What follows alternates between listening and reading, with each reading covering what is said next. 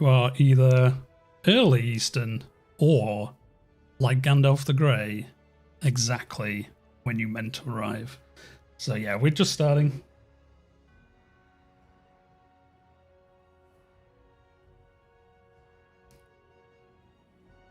I just ate far too much dinner, so perfect time for a little bit of Imperator Rome. And I was going to say in chill, but that's something else entirely. We're going to be carrying on in our game here as Thrace. As you can see, we just finished our war against Masterflex here as well. Welcome, guys. We just finished our war against Byzantium, basically. And we inherited, well, kind of inherited this land off the Antagonids, who disintegrated and, you know, took the whole realm with them. So yeah, these three here are basically vassals of ours. So that's pretty cool. See how everyone else is doing. Rome's not doing too bad, but Etruria here is they've gathered some land as well, so it'd be interesting. They'll probably fight each other soon, I would think, unless they're allied. No, they're allied with Syracuse, which is interesting. So we'll see how that pans out. And then, yeah, Carthage down here, they're at war with Massalia. Trying to grab some of them. I think they start as a vassal of these, but I'm not sure. Maybe they changed that in a recent patch in the 2.0, because I thought they started as a vassal, but I'm guessing they don't, as they're currently at war. And these guys, Turdetania, have crossed the Gibraltar Straits here into a bit of North Africa, become the Ottomans. It's you know, something we could work towards. I don't actually, do you know what? I'm not even, do they have decisions in this game? I can't remember anymore. I don't think they do.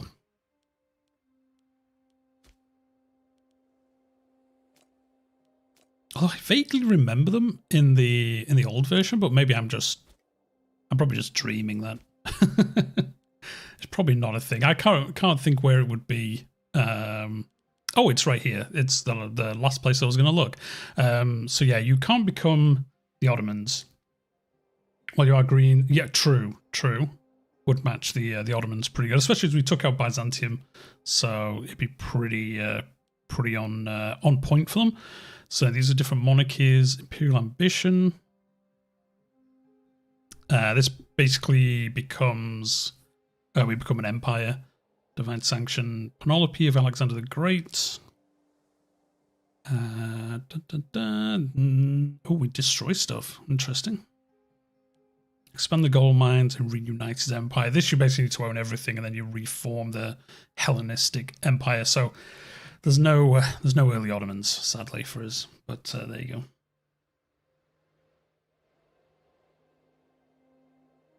But yeah, now I remember at the end of the last stream, we were saving this to get 150 political influence. Now, for the life of me, I can't remember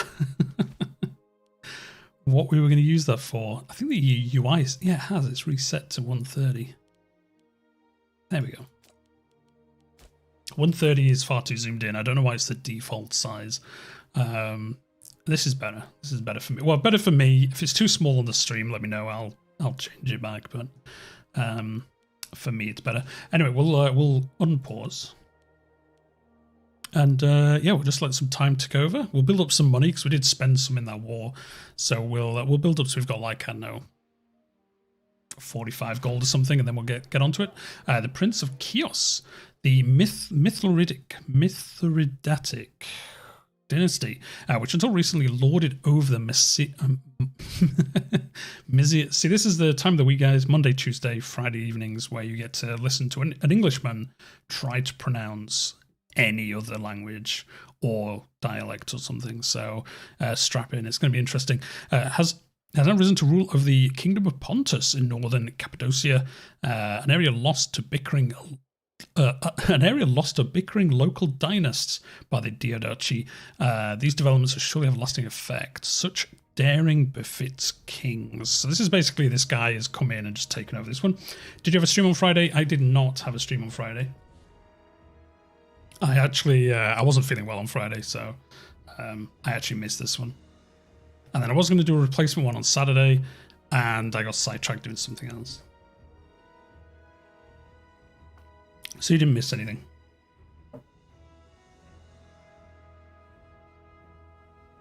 But yeah, usually it's every Monday, Tuesday, Friday. But yeah, this Friday I was feeling terrible. I had to take the day off work, so had to give the old stream a miss. Yeah, I'm trying to remember what we were saving this for.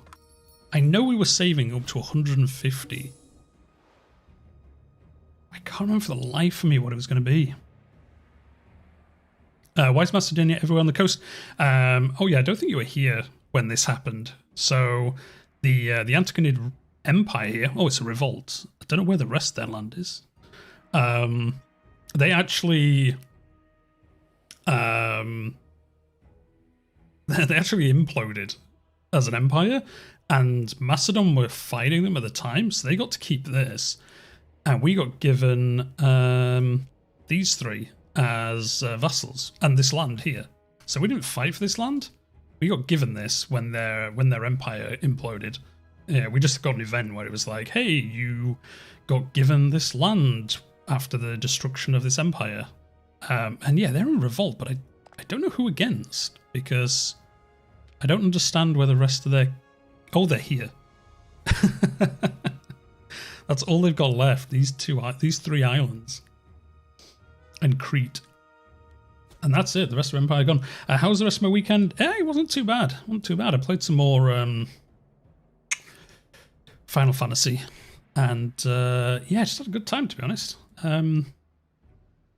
It's been pretty good. It's been pretty good. Give me 2 seconds. I was messing around with my sound settings the other day, as I am wont to do. And I forgot to turn something back on. But there we go. Should sound... Yeah, it's not getting too loud now. It looked like it was getting really loud on my side, but I think it's fine. So yeah, the weekend was pretty good. Yeah, got up to just usual kind of weekend stuff. Still kind of getting the last things sorted out. I got a picture. I haven't put it up yet. You might see on the floor behind me.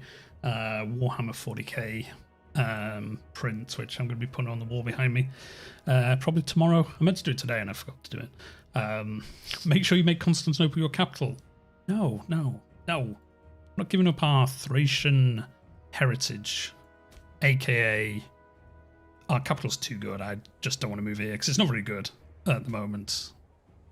I don't believe. 4 city slots, 9. Yeah, no, it's not worth moving there. We could just build this up, to be honest, to be quite good on its own and then move our capital there if we wanted to.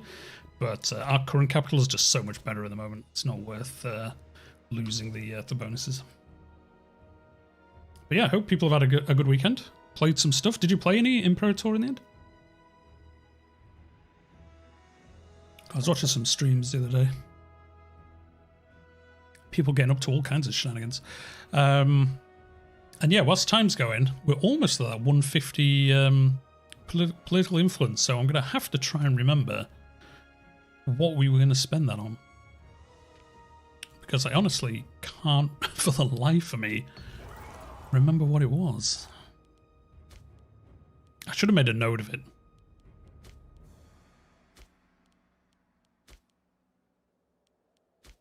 Before I finished it. Oh, it was this. It was this event. Yes, there we go, I remembered. Weekend was good, spent some time on your birthday. Awesome, dude. Well, happy birthday. Hope you got something good. Got so many things I wanted. Nice. I'm about to play it now, though. Well, there you go. Streaming and watching people... Playing the game and watching people streaming is the ultimate combo, if we're being honest. So there we go. This is what I was saving it for. The Hellenic League. 150 political influence, and we're at peace.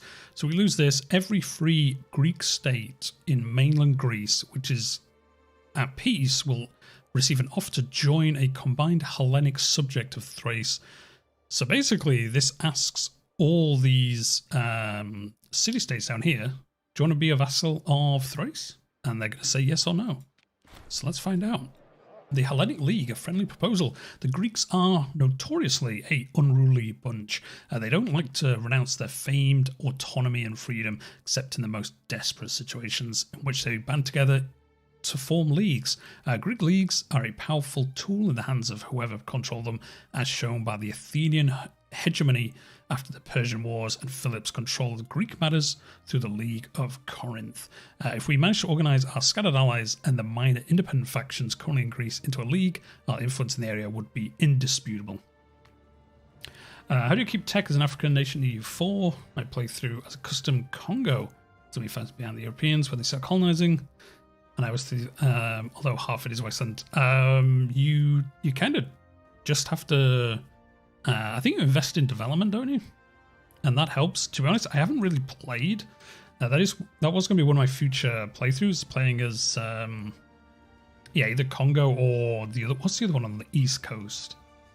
I can't remember what they're called now. They usually have quite a good game by the AI, but I think you invest in development, and then basically, you've just got to catch up. Like that's what makes it difficult. But I'm not sure, to be honest. I've never done it. But, I'm not sure, dude. But yeah, it's fun. It's fun. But, so let's do this. And we'll see what they say. I will let them reply before we do anything else. I think we have a claim on Moesia, if I remember correctly.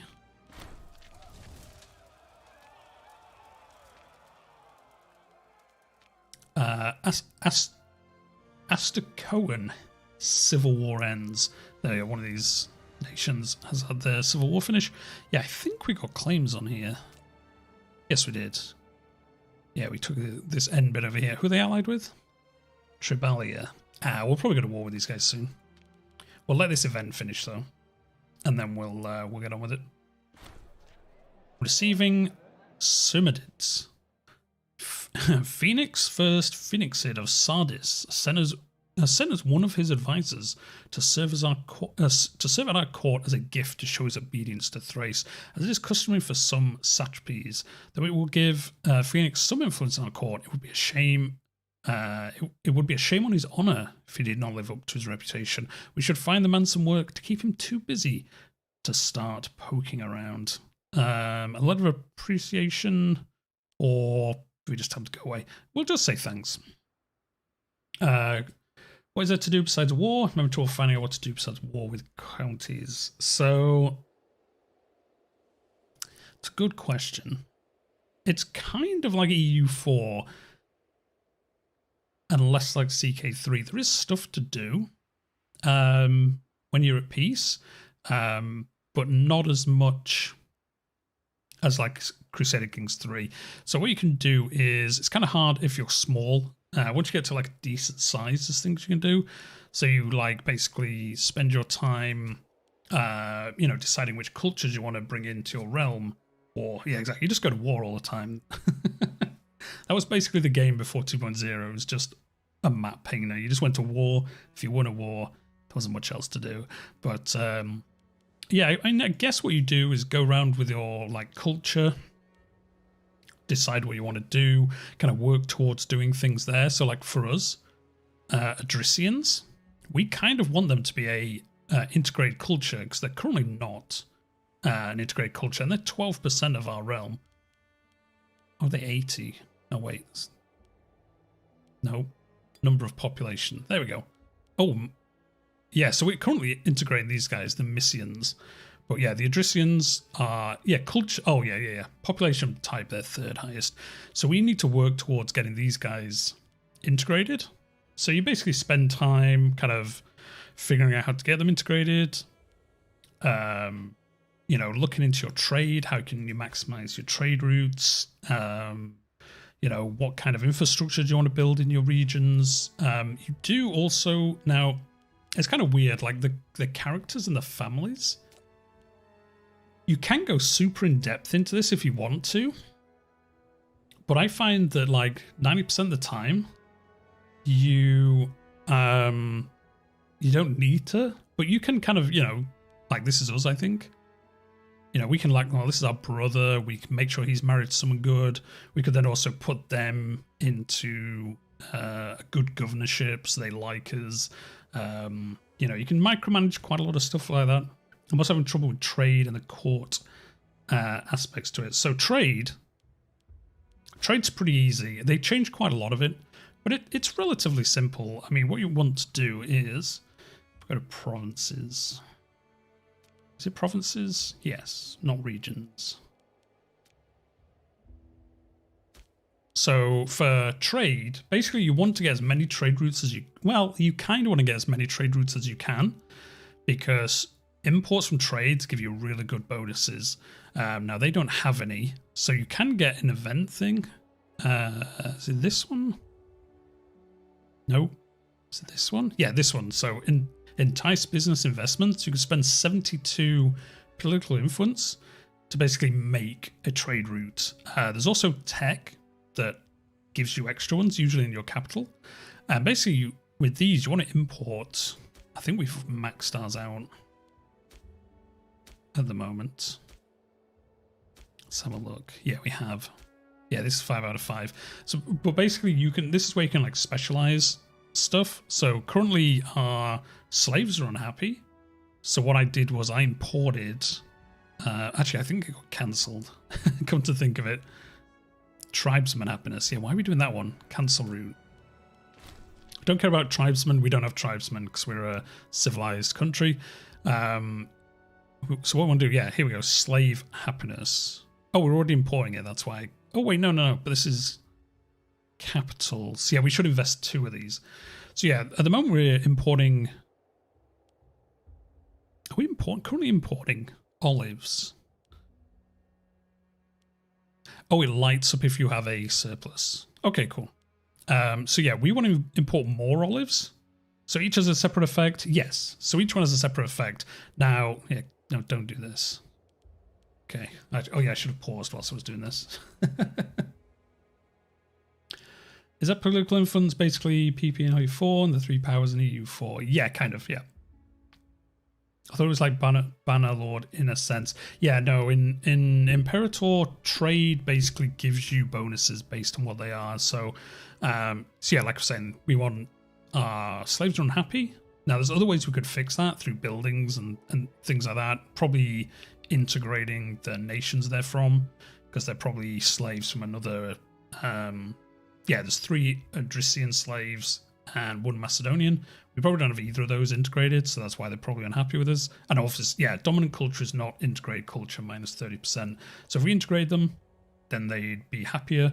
Obviously, they're based on happiness because they're slaves, which they obviously don't want to be. So that's something else. But yeah, so for that one, we'd be like, okay, well, we'll import olives, because olives gives you 4% slave happiness. Now, also, in your capital province, which for us is here, Europa. This is our capital province.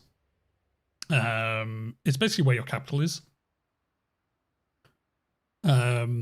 If you have a duplicate of something, so +1 here, you get a secondary bonus. So for olives, if you imported it, you get 4% bonus. If you have a surplus in the capital, it is a national +8% bonus. So that means everywhere in your empire has a +8% bonus. Plus in this province, we have a +4. So we have +12 in this one. And you can increase trade routes by building specific routes. You build specific... Oh, wait, no, I think you used to build buildings. I think this is one of the things that actually changed. You can get more routes by having more nobles, I think. They did change this in a recent, it wasn't in the 2.0 patch, I think it was the one before. You used to be able to build buildings to get more, but I don't think you can do that anymore. Nope. Or could you build buildings? I can't remember now, to be honest. They changed all of this, because there's less buildings now. There used to be way more buildings, and they were kind of pointless. But yeah, you can always do this. Where is it? Yeah, entice business investments. You can always do this one in any province. It costs 72 political influence, so it's pretty expensive. But if you have excess political influence and you have nothing else to do with it, these 4 things are all different bonuses for per province that you can do, and you can stack them. So you can just carry on pressing this after every 6 months and just get more and more import routes. And then the other place you can get them from is technology. Where's technology? Here it is. So there'll be probably oratory. Can I search this for trade? Now this changed. So again, I'm not sure which ones they are. They used to be, this system used to work differently in the game before 2.0. But there'll be some of these that give you like additional trade routes. Is it on this tree? It might be on another tree.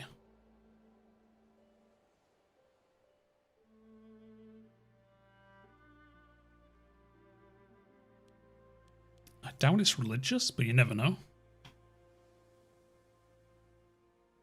Maybe it's civic. Civic would make sense. Ah, yeah, it'd be here somewhere. Yeah, so this one here, Logistics Bureau, give us +1 import route in our capital, and then you just keep it. Would you recommend selling things like iron and wine? Sell anything you have. You might as well trade everything you have that you already have use of in your empire. There's no point keeping like multiple stacks of things. Apart from in your capital province where you do want duplicates of things, for the most part, there's some where it's just pointless to have the duplicate, but wine I definitely trade away. If you get the pop-up here that says somebody wants to trade your item, then just if you're just starting the game, just do it. Like there's like meta gaming, like you can trade between your provinces and things like that, which you will eventually get used to, and you'll be like, okay, well, I can use a wine in Rhodope, so I'll actually trade it from Europa to Rhodope to get the bonuses here. But if you're just starting, if you get anything that pops up here saying somebody wants to give you money for a trade item, then it's generally safe to just do it, because if you have the duplicate bonus in your capital province, it won't. If you have this ticked, then it won't ever let you trade away your capital bonus unless you manually do it. As it says here, we are not allowing any trade offers that would make us lose our capital bonus. So just make sure this is ticked, and you're safe to basically accept anything along the top of here. The only one I would say is the one you mentioned there, iron. Iron and horses, I'd just be careful who you trade them to if they're close to you. Because, you know, if Adrissia, you need iron to make heavy infantry. So if Adrissia doesn't have iron, for example, they wouldn't be able to make heavy infantry, so that'd be easier for us to beat. So if they came to me and said, can you give me that iron? I'd be like, no, I'm good. I'm going to trade it to 100 other nations that will ask for it, rather than you. So that's the only thing I would keep an eye on, Colby, is the strategic ones like horses, iron. I think there's another one that's strategic. Let's have a look. Yeah, steppe horses. Wood, it doesn't matter about. That's just ships, which, to be honest, don't really matter that much. Camels. Yeah, mainly horses and iron. You can freely trade them. Just don't trade them to people who you're going to fight, because it will make their soldiers better. Everything else you're pretty much safe to trade away, apart from the bonuses. And then, yeah, the only other side of the trade kind of mini game is, again, just building up these duplicate trades if you want to. So we're going to do these olives, and we're going to take them from Syria. And there we go. We've got the bonus. This has unlocked the +8% bonus nationwide for slave happiness, which is pretty good. Yeah, no worries. Like, I'm not a master of this game, but I've got kind of the basics down. So I'll help the most I can. Can you do a tiny synopsis on court stuff? So this is what I was saying before. So this is, I'm guessing you're meaning like this, like our characters, or do you mean the, where is it? Government, this. What do you mean these, like the offices? I mean, they're kind of the same anyway. So like I say, the families and things like that, you can get really in depth into it, like keeping certain families happy so they don't rebel against you, and you know, they like you and stuff like that, which is kind of important. But I found, unless a lot has changed in this patch, you can pretty safely just ignore it, especially whilst you're learning the game. You don't have to worry about it too much. Now, the one thing you do need to keep an eye on character-wise is the offices. So these all give you, these are kind of like the, what was it called in CK3?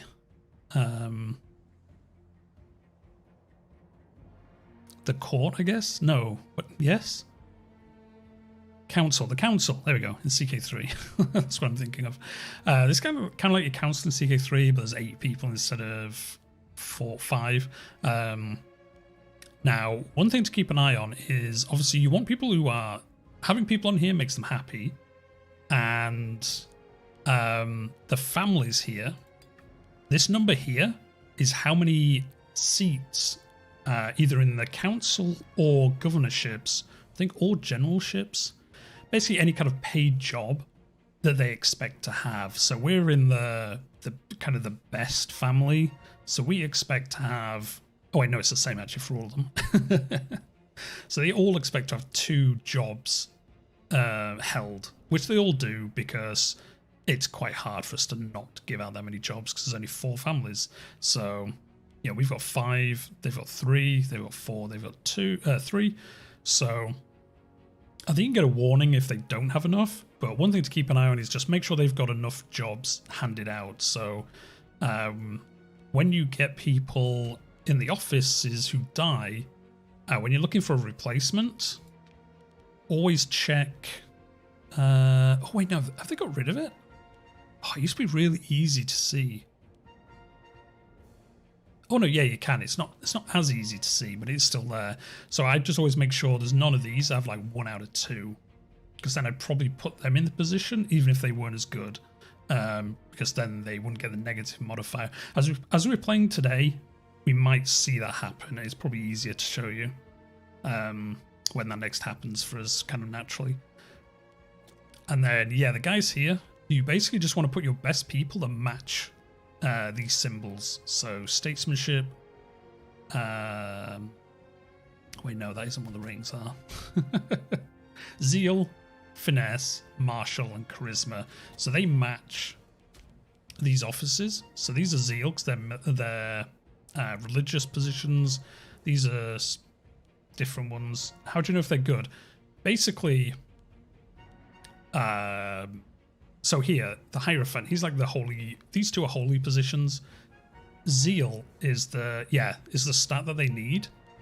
So if he died, we'd look for basically, I think it always defaults to the correct list. Yeah, so here, it never used to do this. This must be new.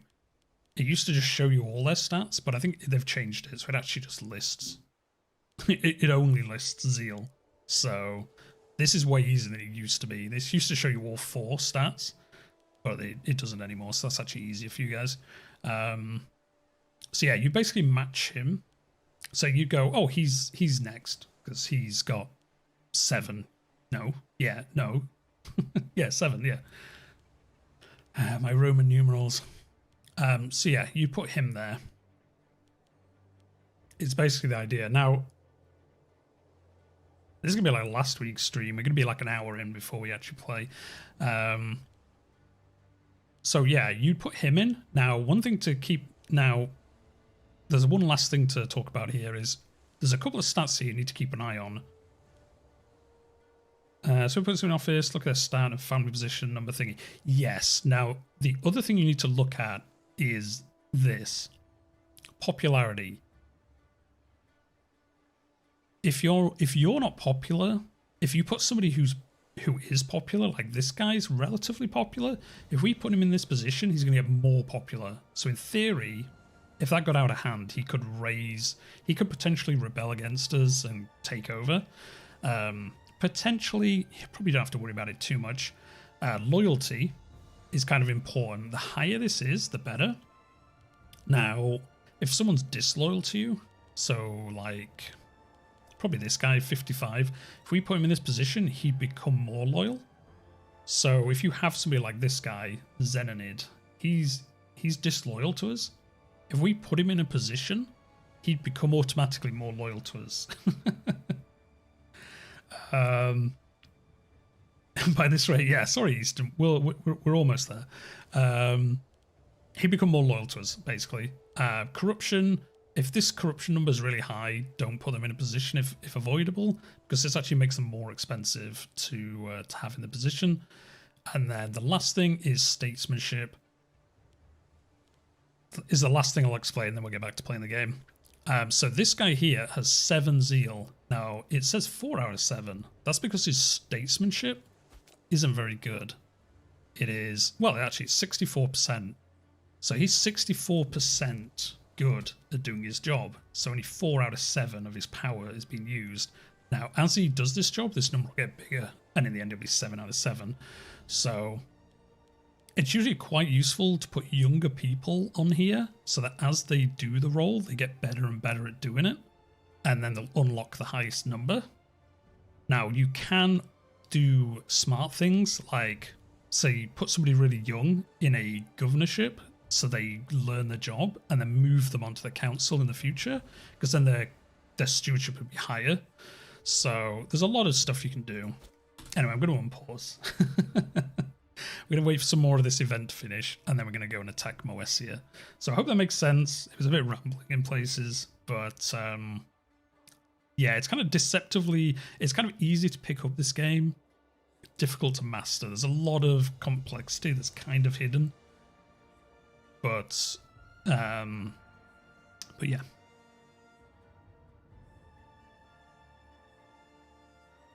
So yeah, that's just one thing to keep an eye on.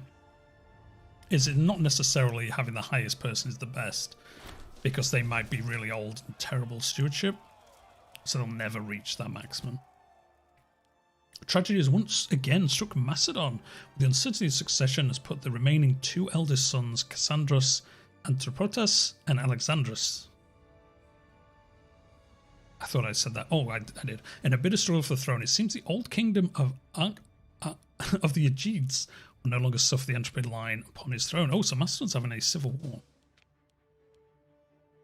Oh yeah, they are, yeah. Macedonian revolt. Literally thought all this game was war. It kind of is. To be honest, you can kind of play war. And you'd probably get by without too much issue. You could your first couple of games, you could probably have some fun just doing war constantly, but as you play more and more, you'll find you kind of need to do some of the other work. Why the mountain regions different places than they are today? I think this is just because historically people didn't settle there, so that's why it's impassable terrain. And I think it's also to kind of put some strategy on the map, because yeah, if it's EU4 and you could just go wherever you wanted for the most part, it'd kind of be boring. So I think some of these mountain ranges are just kind of split the terrain up a little bit, and also historically nobody lived there, so they've kind of made it like blocked out impassable terrain, I think, because you can build like forts there, kind of add some strategy to kind of the layout, rather than like EU4 where you can just go pretty much wherever you want, apart from the odd bit that blocks you.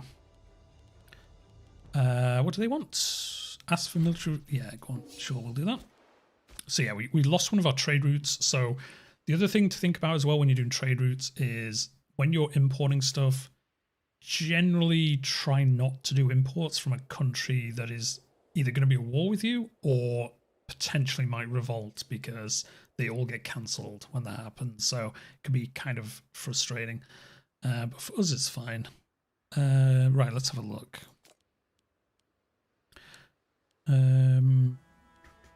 Oh yeah, the other thing is, obviously when you go to war, you get slaves. So the other thing to keep an eye out is your population. If you're at war a lot, Colby, you capture people and make them slaves in your empire. Now, you've got to watch out, because sometimes it can put your population really high, so you have to distribute them around your empire or build buildings to allow you to have more people, but we might get onto that once we've done small wars.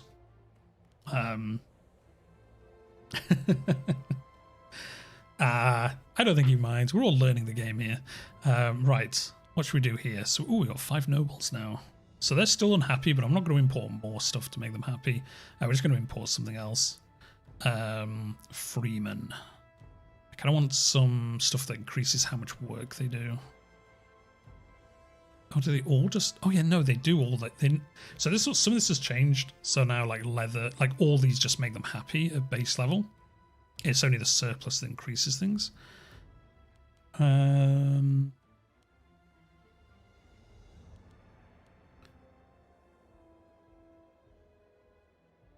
See, I kind of want to trade...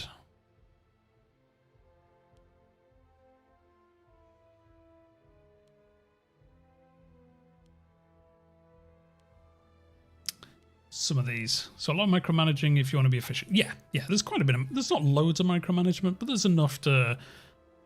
Once you get into the game to kind of give you stuff to be doing. So like here, our freemen are happy, so we could import one of these. Now it's not going to do anything straight away because they're already really happy, but as you can see, the surplus in the capital bonus is really good. Some of these are really good, like light infantry offense, 10%.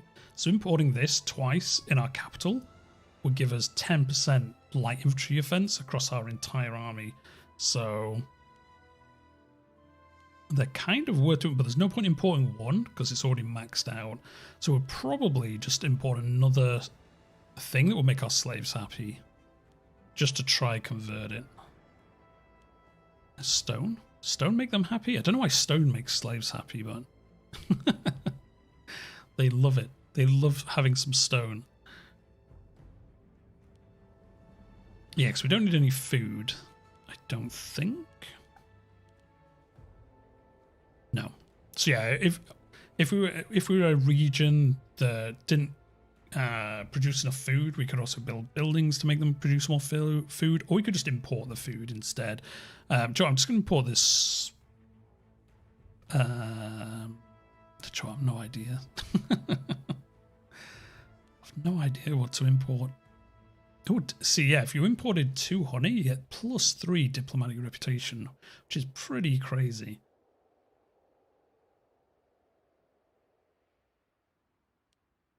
So yeah, some of these bonuses are really good. Like this one, national noble output +3%. That's really good. But let's go with...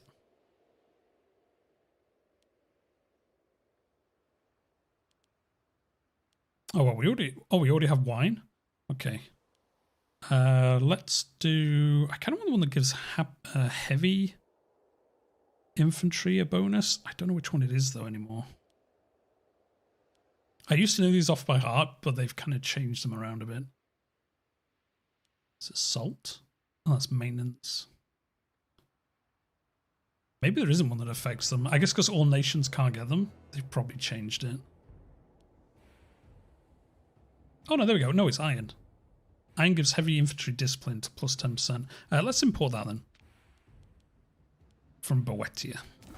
Yeah, there we go. So we buffed our heavy infantry. So there you go. Like I said, we could just import anything, but that's given us a kind of being strategic about it. Heavy infantry is now 10% better discipline because we have a surplus of this. Oh, nice. The Mysian culture is embraced. The rising prominence of the Mysian culture in our nation has led to its mannerisms and habits becoming increasingly accepted even in the capital itself. As a result, people have become more open and public in their obedience to cultural practices, leading to a colourful exotic views in more and more streets of the city. They're an integral part of what makes Thrace strong. We will not tolerate such things in the streets of our capital. I don't know why you do this, because you have to pay...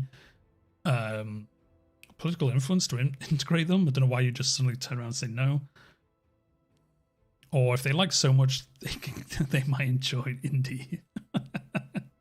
So we like to say, get out of here. So this actually relocates them to another part of our empire, which is pretty funny. What does this one even do? It basically makes your troops stronger. Let's have a look. So no, we can do this because so we've integrated that culture, which means we can also, on military, we should have a retinue now from them. Is it these guys? Asia, yeah, these ones. So because we integrated this culture, we now have troops from them, which is one of the additions. And we also, I think, can use their traditions. Oh, they didn't have one of their own, so no. Yeah, so discipline, let's have a look. We should see the modifiers here somewhere. I would imagine.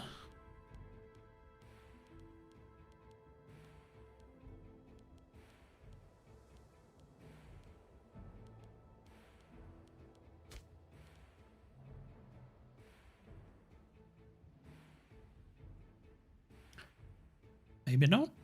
In EU4, there's a menu. The military menu tells you if you hover over it. There's a section there. You can hover over discipline. It tells you what it does. I can't remember off the top of my head. There used to be a menu in here that told you all the modifiers for all the different troops you have, but I wonder if it's gone, or it's probably hidden somewhere.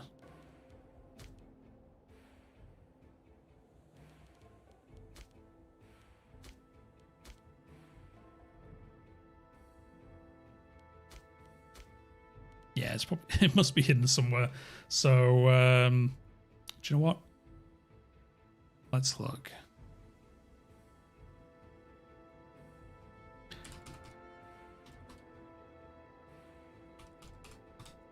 But yeah, it basically does the same thing in all games, in all the Paradox games.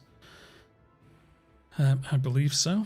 Well, I believe anyway. There we go. Discipline. Discipline is a generalized summary of various modifiers. Damage done exists as an overview to aid players. Discipline doesn't reduce damage taken like what tooltips may mention. Discipline itself is a value that's sold serving as a modifier. So basically it just changes like how much damage you do. So if you do like 100% damage and you have 10% discipline, you do 110% damage, I think. Most of those disciplines stack additively, which means two sorts of 10% discipline end up as 20% discipline. Exception to this is cohorts personal loyalty, which increases total discipline by 10%. So yeah, basically it's just a modifier, just buffs how much damage they do by a flat amount. So yeah, like I say, if you have 50% discipline and you do 100 damage, you'll do 150 damage instead.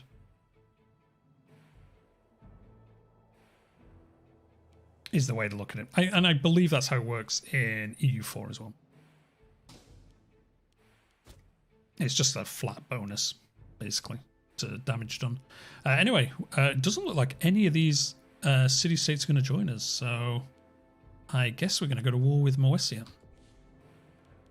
We should be fine. I can't imagine they're going to give us too much trouble. Yeah, they haven't got a... You used to be able to see how many troops they had.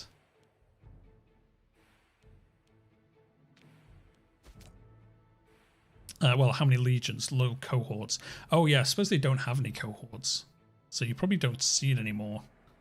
It used to be kind of a bit of a scam that you could see it, to be honest. You used to be able to see how many troops they had, basically. So in my Africa playthrough, just accepting everything I can. Try and get the achievement to play till 1453. Yep. You're at that stage where you're just like, come on, just let me finish.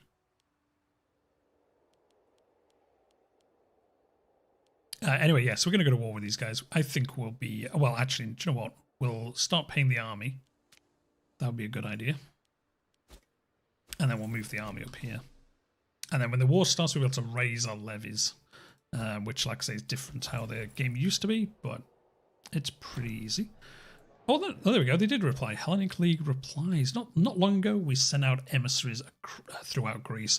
They tasked with persuading as many local powers as possible to join a league under our guidance in order to ensure their safety in these turbulent times. Today, our emissaries have finally returned. A healthy number of states accepted. We are humbled and honoured by the trust the Greeks are putting in. Our ruler proclaims the rebirth of the Hellenic League, tasked with defending Greek Autonoma K. Eleutheria. Definitely not how you pronounce that. Under the benevolent and protective eye of Thrace. 9 Greek states have accepted and combined as our new feudatory subject, the Hellenic League. Oh yeah, they did. Awesome. Yeah, these new missions are really good. Yes, there we go. The Hellenic League has formed. Kind of harsh on the nations that live here, because now they're all just unified into one one country. Who are a feudatory to us now, so they're a vassal to us now. So we got Phrygia, Sardis, Pergamon, and the Hellenic League as vassals now, I believe. Where are we? Diplomacy.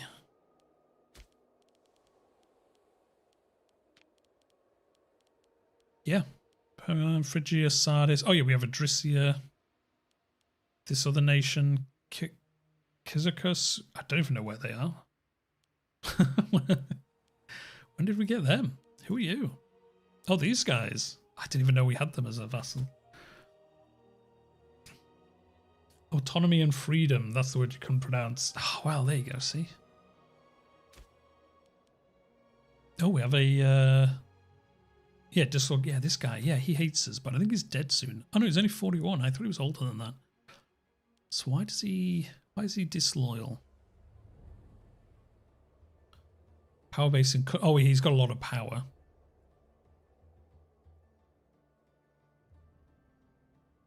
He's got -2 children. Oh, he's third in. Oh, he's third in line for succession. Okay. Power base. How has he got power? Oh, he's got holdings somewhere.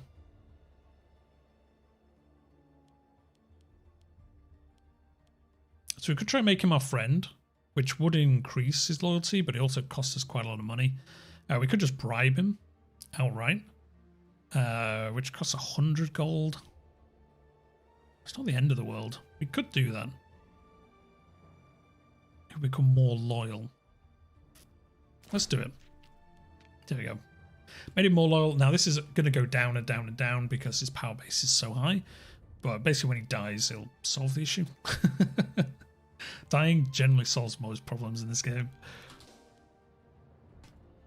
Well, it solves most problems for their helpers.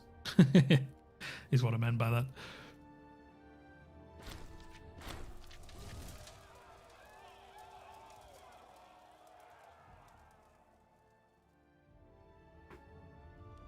Crimes of necessity. In a shocking turn of events, it is said that Telephorus has murdered Alexandrus, son of Cassandrus, who was embroiled in a dispute with his brother for the throne of Macedon, seizing his lands for himself.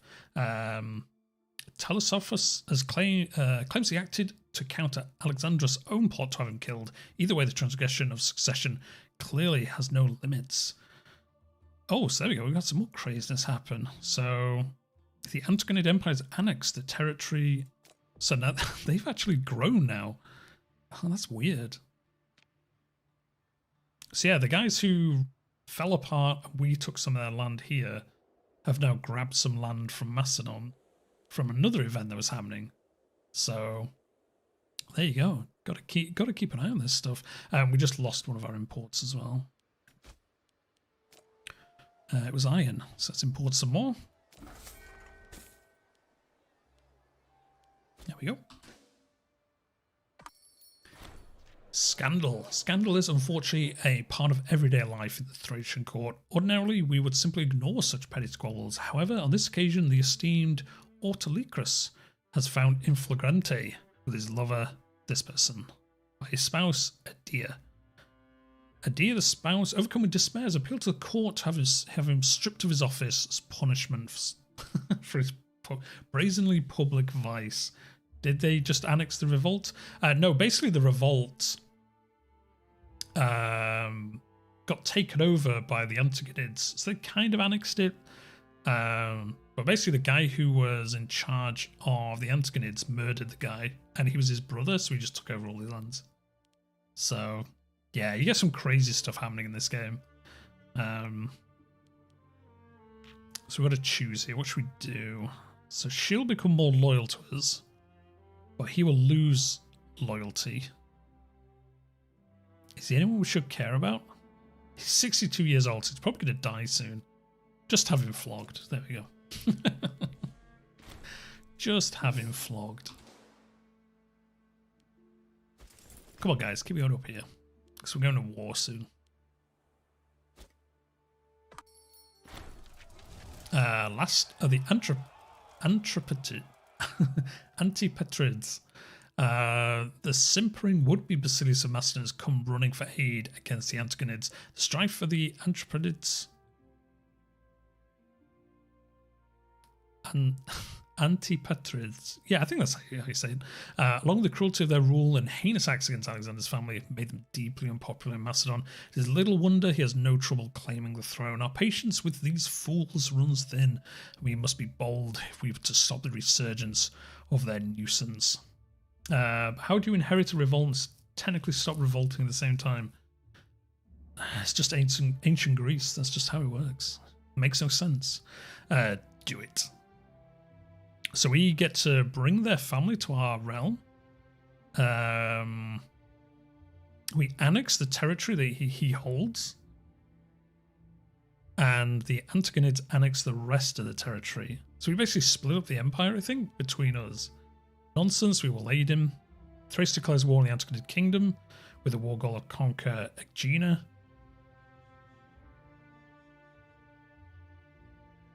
Oh, has happened. Oh, so the rest of it actually is the stuff that's already happened. So because they've taken this, that's why we're getting this event.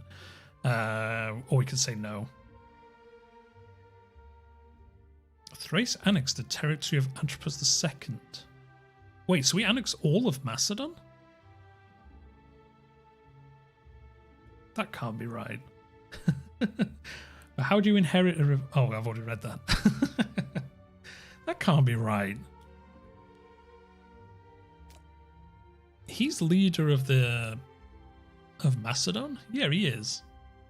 He is the Basilius of Macedon.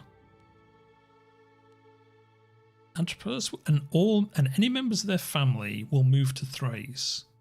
Antipas II is killed by Telephorus I Antagonid. Well, if we move him here, how does he get murdered? Do we just let him?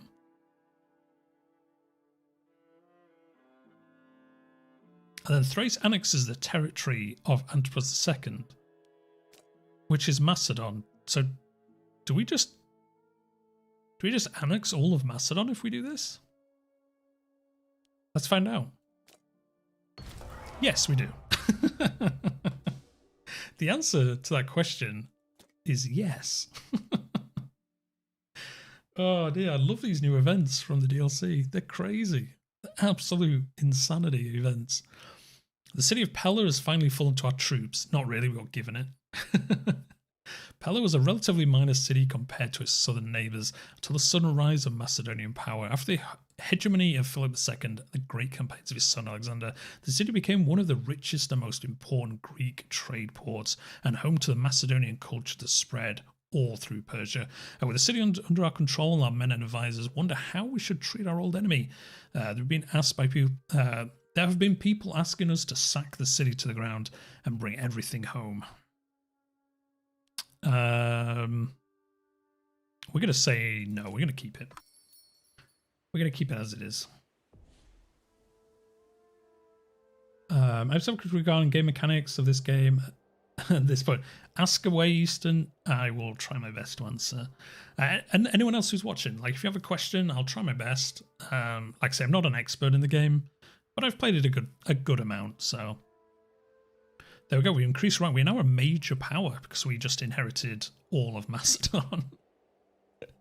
So we're now gone up a tier to become a major power. So we basically get all these bonuses. Now, one thing that still annoys me about this screen is this is merged bonuses from the previous two ranks and the new rank. I wish this only showed the difference from the last rank to the current rank.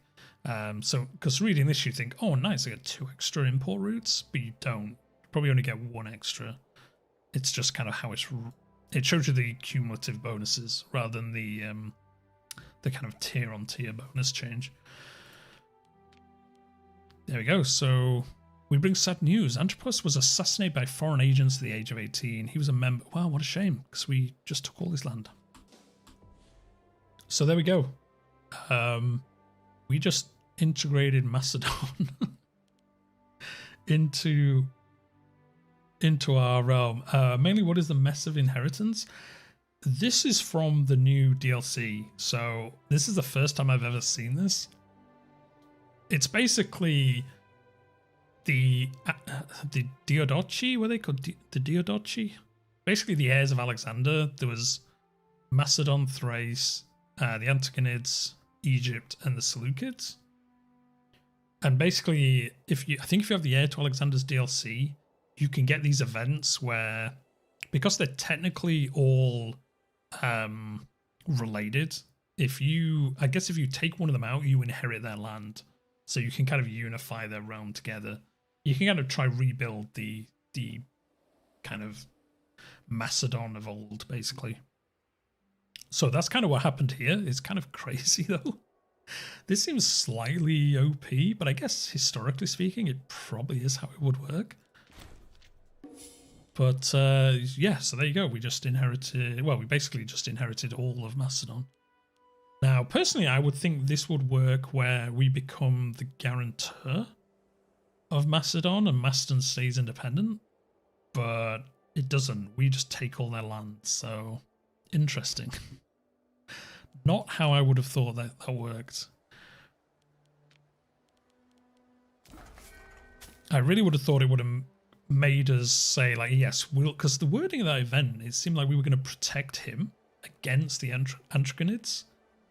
But we just inherited all this land instead. So, yeah, kind of a weird one. Oh, we can get elephants now. Population output, 3%. Let's do it. And then one more thing. Let's import more elephants. No, we're going to get elephants. They're going to be expensive. Cloth? What does cloth give us? Oratory tech investments, 5%. That's not too bad. It's not amazing, though. Joe, I'm going to import base metals, and then we'll just import more base metals in the future. There we go. Nice. Starving populations in Pella. So yeah, Pella is running out of food. They are. Now, that's probably because there's these 22,000 mercenaries here. Probably eating the food. Nope, it's just too big. Oh, they're overpopulation. So there we go, they're overpopulated. So they've got 55 pops instead of 47.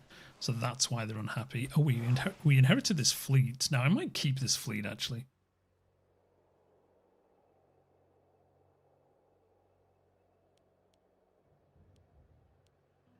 Oh, we have another army as well. Oh, yeah, we do. We have one here. They were fighting in this war. Do we want to keep these? Probably. We'll have quite a large army already. How do you play? But do you play as the person or the country? You play. So in Imperator Rome, you play as the country. So it's more like EU4. It's like a really weird mix between EU4 and CK3. You play as the country, kind of like EU4, but you get more control over the people, kind of like CK3, but not exactly like CK3. So for us, we kind of control the leader. So where is he? Where is he? No, that's not us. So yeah, at the moment with this guy, so we kind of control him at the moment, but we're still playing as the country. But as he's the leader, we kind of play as him, but still in a weird way. It's kind of odd how it works. It's cool, but it's kind of weird to get your head around. So we kind of play as him, but we also don't play as him because we can like grant ourselves land because we're the leader and things like that. We can even revoke holdings from ourselves because we're technically playing as the country, but he's the leader. And is there wonders? They just added wonders in the DLC. Well, in the 2.0, you don't need to have the DLC to have them. So here's the. Actually, I think there was some wonders in previously. There was like 6 preset ones or something, but now you can make wonders. But yeah, there's one here. There's the Mausoleum of Halicarnassus. which gives unintegrated culture happiness bonus of 5%. So, and we can upgrade this if we wanted to. You can have up to a tier 4 Great Wonder. But you can build these now with the 2.0. I think you need the DLC, the Heirs of Alexander, to build them. But you could do if you wanted to. Yeah, Great Wonders. And then you can build them here. This is what I was looking for last time we were playing. So you can design your own. The column. There you go, the edifice of here, and then you can choose how it looks. I just realized you have one. Yeah, we have the do we have the Helicarnassus one? No, we're just outside it. I think we do have one somewhere. These are ports, I think. Yeah, these are ports. But yeah, you get wonders, you can build them. So we could build this one if we wanted to. You kind of designed it in this thing. It's pretty cool. Okay, there we go. We can make it a Pharos lighthouse. We can make it out of marble. The base we can change. We can have it as a Celtic walls. Out of ebony. It's under the armies. Up here? No, that's a fort. Oh, the Thurnaves. Oh yeah, we do have something there by the looks of it. We do. We'll have a look at that in a second. Yeah, so you can. This way you can make them. You can put someone in charge of it.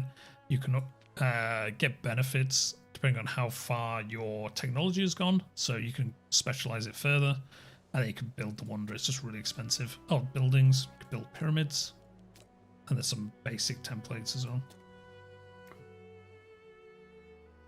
Oh, cool. Oh, the outlet. Oh, yeah, no, we do. Yeah, the Palace of the Argides. Oh, this is the one we just inherited. Yes, it was here. Yeah, this is the one we just inherited because we took over Macedon. So there we go. Subject relation traditions. Oh, nice. 50% bonus to tribute income. Subjects plus 25 opinion of us and loyalty 10. Wow, that's a really good one. That's a really good one. Tribute income plus 50%.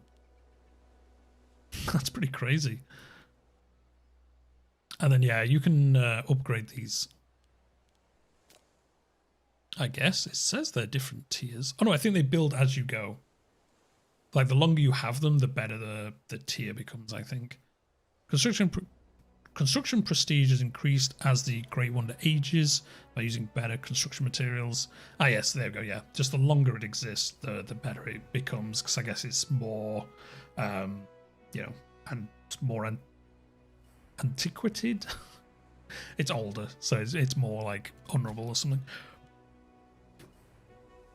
So anyway, yeah, we need to finish integrating all these guys, but now we have another army, so we can easily go up and beat up Moesia. So we'll do that soon.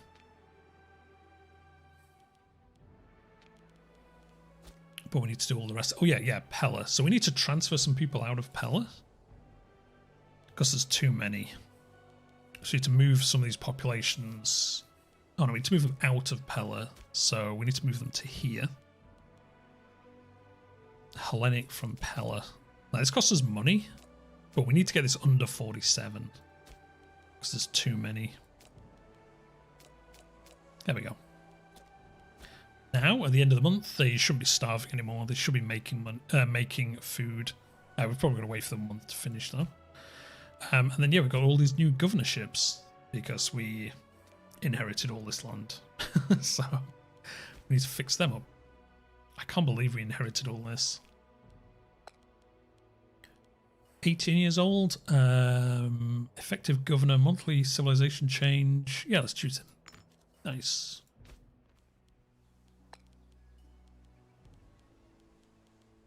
So yeah, we'll check. All the great houses have enough people. So we can basically just choose whoever's going to be best to do this. What's his bonus? If governor, fort defense minus 10%. We don't want to do that then. Or that one. If governor, local citizen happiness. Oh, nice. Oh, actually, we'll save him then for a better... Actually, no, this is quite a good area for him to be in.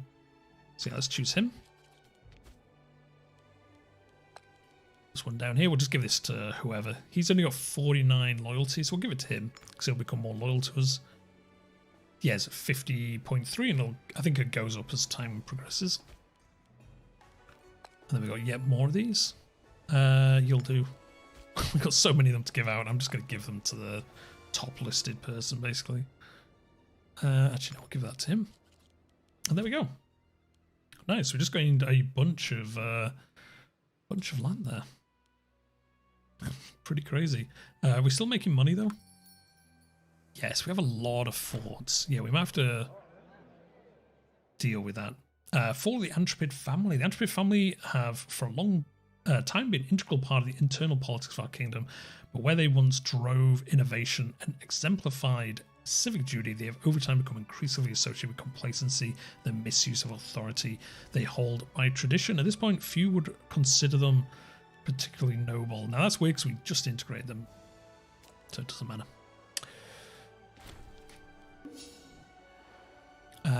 Yeah, we're actually losing money. Yeah, we've got way too many forts. Is that a fort? Yeah, actually, we'll keep that one because it's on the border. It'd be quite good for when Rome starts coming at us. There's a fort there. Again, that's actually quite a good one. There's going to be too many of these. I'm like, actually, that'd be quite a good one. This one's kind of pointless to have. Get rid of this one. Oh, wow, you can easily do that. You don't want to misclick. This one will keep...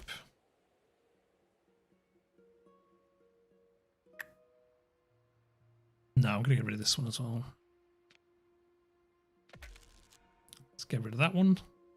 We got way too many forts. Oh, because these all used to be independent city-states. So that's why they've all got forts of their own. So we can get rid of a bunch of these. That's why we have so many forts. I'm going to get rid of this one as well. There we go. Yeah, that's cut our fort cost considerably. Now let's have a look. We might have some others along here that we can get rid of now. Actually, we probably don't want to get rid of any from here because now we own this. The Seleucids in Egypt probably going to come after us for some of this land. So I think we'll actually keep all of these ones. We might actually build some more in the future, but that should have improved this once the month ticks over. Oh, we've got some decisions. Oh, expand the Thrace gold mines. Costs 100 gold. Thrace permanently gets redeveloped gold mining, plus 10% population, plus 1 base resource production, and minus 2 slaves for local surplus. Nice. And we get 2 slaves there. Let's do it. Enact. Excellent. From times immemorial, the mines of Thrace have provided the Mediterranean with high-quality gold. First the Phoenicians, and then the Greeks settled here, turning a backward island into a location of strategic relevance throughout the Aegean. In recent past, however, the populace has drifted away. The mines are operating at poor efficiency. A small economic surplus ought to put the Thrace back where it belongs. Let us hope for a good return. So there we go. Done that event. That's going to make us more money. And then we've got all this trade. We'll probably get off a bunch of trade because obviously we just inherited all this land that will probably have trade goods in there. And then once this army gets up here, we're going to go to war. We're finally going to get there. Yeah, look at all this trade. We to be honest, I could just automate this. Just tell them to just say yes. But I'm kind of interested to see how much we have.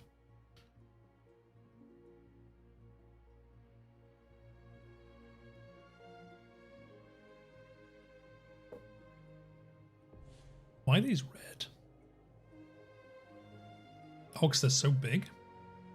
Oh, there's 2 heavy cavalry units there. Can we get rid of these? Oh, yeah, look at that. All that trade, we're now making 10 gold. Oh, and it says that... Ah, Joe, we'll keep these guys. Are they building a road? Oh, we haven't got Roman roads, so we can't do that. So yeah, we're going to be making loads of money from all this trade. It's going to be crazy. It's midnight, so you got to go. Well, thanks very much for stopping by, Easton. I hope spending time explaining wasn't too uninteresting for you. But yeah, when we play tomorrow, I'm just going to get straight into the game. But thanks very much for stopping by. I appreciate it.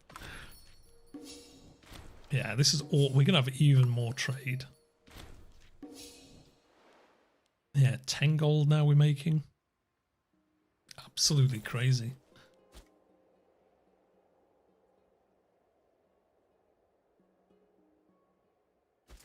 And then, yeah, like I say, once they get up here, we're going to go to war with Moesia.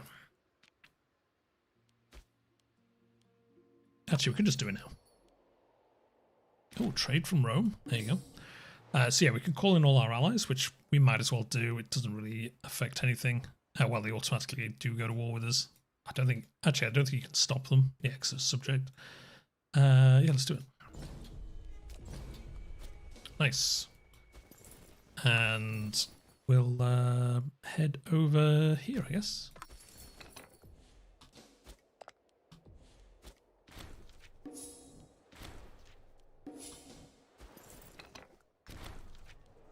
Basilius Thrace offers friendship. We received an envoy sent by Basilius, ruler of our subject, Pergamon. He offers our ruler Basilius as a personal friendship. Yeah, sure, let's do it. About to leave when I saw a country named Oreos. Good old Oreos. Gotta love Oreos. Actually, I had five guys here the other day for the first time in like 2 years. Peanut butter and Oreo milkshake. You just got to do it. It's just so good. So yeah, here we go. We're going to siege this down. Actually, and this army is going to chase their army down. Now, if I remember correctly, we put in this army some sappers or whatever. Engineers? Yeah. So that should speed up our sieging. And this army is, yeah, going to track down where the rest of their army went. March of time. Age finds us all in the end. Even the priests and surgeons shake their heads when confronted with the inevitable decline of the human body, as Lysimachus is finding out. He may not have much time left. Oh, we got dementia, so we're going to be dead soon. Do you like chocolate or peanut butter? So I'm going to pass on that. That is fair. That is fair. I like both. Far too much.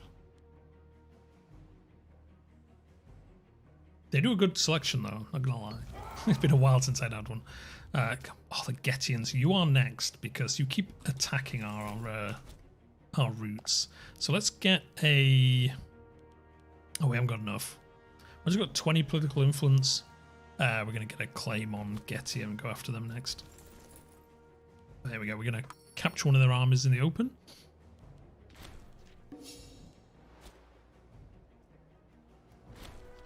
Which was an easy victory for us. We actually wiped their army.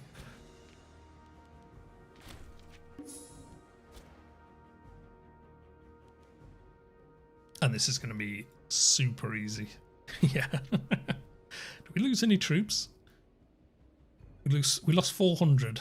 Well, 350, and we killed 1,300 of theirs. Nice.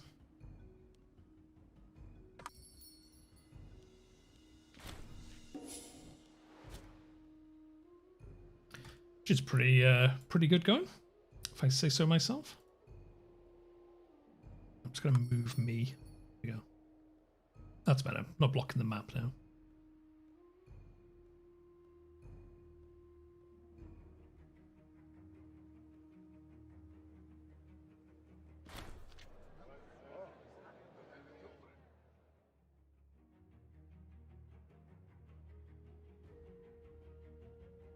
Tribal proposition. Our tribal neighbor Adricia, who is a vassal of ours, has started investing a lot of their treasury into opening up the borders between our two nations. Hopefully this will prove beneficial for us all, though their tribesmen are somewhat more unruly than we are used to. We should keep Adricia in mind. Sorry, there we go. That's better. It's really warm in here today. It's like the opposite of how it's been for like a month. As they can prove good friends in the future as well. Surely only good things can come of this. Let us hope our friendship will be worth it. So we're going to gain 10 gold. Okay, fair enough. Driscoll gets 20% opinion of us. We gain some local tax, but our civilization is slightly unhappier because there's lots of unruly tribesmen rampaging through, well, not rampaging, but kind of going through our lands. Actually, we'll come down here and fight these guys. Now, one good thing about Imperator, which I wish they would bring in other games, is we could actually tell these to, where is it? Reconnaissance? Nope. Carpet Siege? Oh, there isn't actually the one I was looking for. But you can basically tell them to do things. So you can carpet siege. They'll just independently just go siege down areas. You won't have to tell them to do it. Independent operations, basically their general just decide what they're going to do. They generally go fight people, defend borders. You can just leave an army in your homeland and then leave them on this. And then if any enemy armies enter your land, they'll go chase them down. And then reconnaissance, basically just they go scouting around your land. And then keep in reserve, they will always stay out of fights. And then you can kind of unify the troops up later. So I really like these automated things. When you have a large empire, it's super useful. This would be amazing in EU4. If you were, you know, once you get to that like pretty big empire size and you're doing like, you know, massive wars against like Russia or something, being able to do carpet siege would be amazing. You just press the button and your armies would just go, you know, crazy and just siege everything down rather than you having to do it yourself. So these are really good. We could put them independent operations, but we'll actually just chase them down ourselves. We've nearly finished sieging this anyway. So we'll come down and fight this army. Oh, pirates. Goddamn pirates. Oh, actually, we have a fleet. We have a fleet now. I think they can come up here and actually deal with pirates. I can't remember. There's a way to get rid of pirate things. I think it's this. Let's have a look. We'll see. If not, I think your army does it. One of them does. Just finally played my first ever playthrough in any CK3 from the early start to the end date. It's good stuff. Once you get that out of the way, it's so much better. Because then you don't have to do it again. Was that the Mother of Us All playthrough you were doing?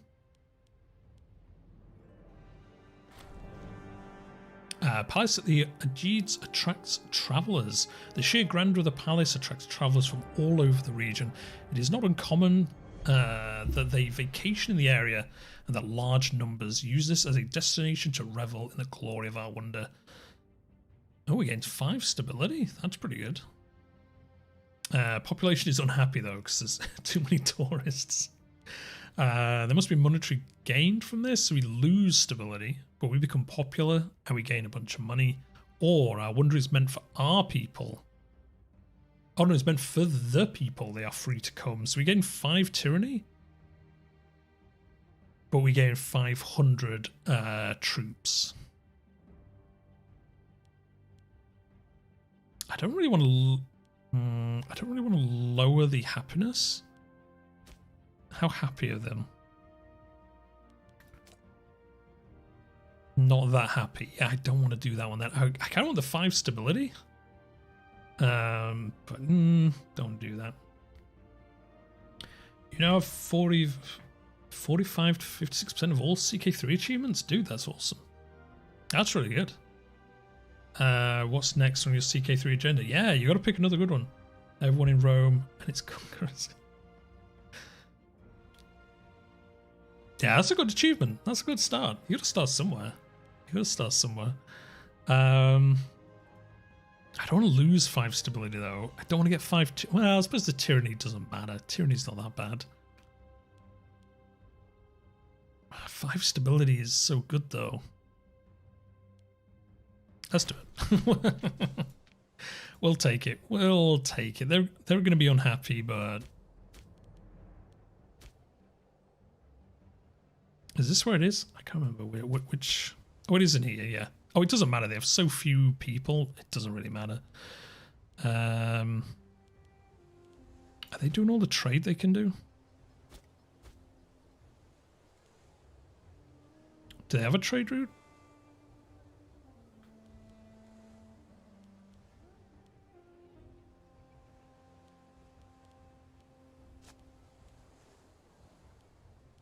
Oh, none of 3? Oh, look at this. See, we've got loads of trade we could be doing. So yeah, we got a lot of slaves. So we definitely want to do the stuff that makes slaves happier. Let's do...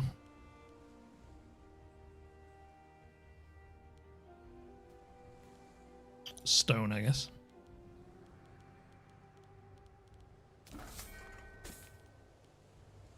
And... olives? Maybe. How unhappy are they?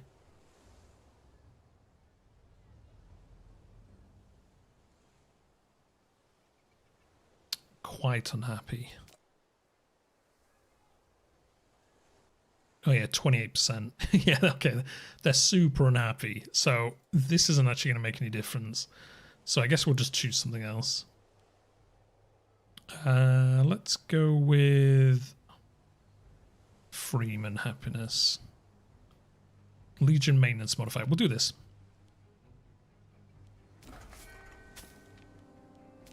And this one. There we go. I don't know. Help me CK3. I need a new playthrough, one that I actually enjoy. What, Mother to Us All you didn't enjoy? It's not really tedious by the time you get out like halfway through it. Wily is the Fox. Oh yeah, Wily Fox is a good one. Try that with Fall Short. Give a Dog a Bone was also fun because the historic character comes to love it, and 3 hooks on dry vessels. Maybe, to be honest, Colby, maybe just don't do an achievement run.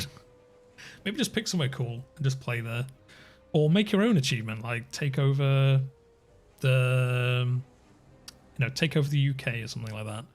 Or, have you done not the Reconquista? Or is it the Reconquista? The one where, yeah. So not the, is the Reconquista? Yeah, there is one. I'm not sure. There's the one that we did where it's take over as the Muslims all of Spain and France, or there's the opposite one where you start as that one country and you've got to take over it all. But yeah. Oh, you've done both. Oh, it is Reconquista. Yeah.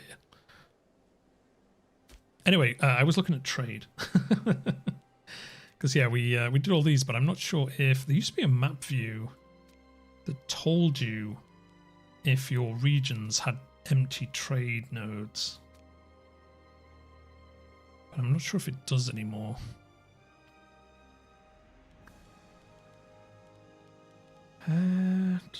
Where's map modes?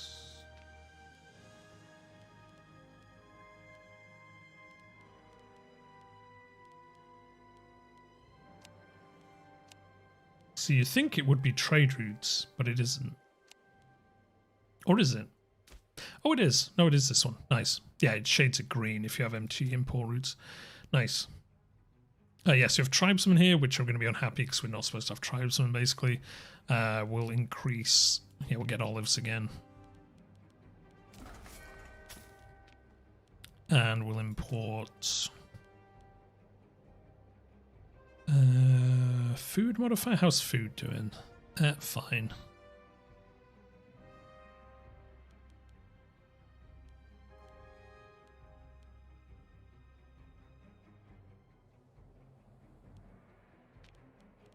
We'll do stone.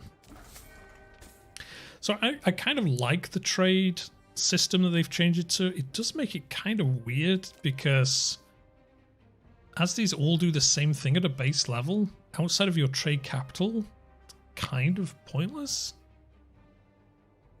to do most of them.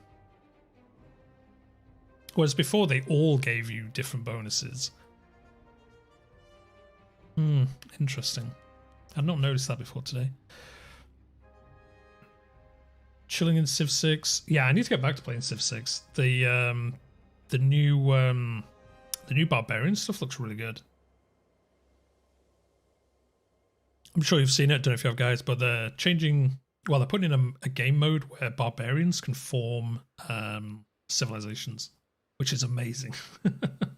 Well, they can form city-states, and I think the city-states can then form a civilization. I'm not sure, but yeah, barbarian encampments can now become city-states, which is pretty cool.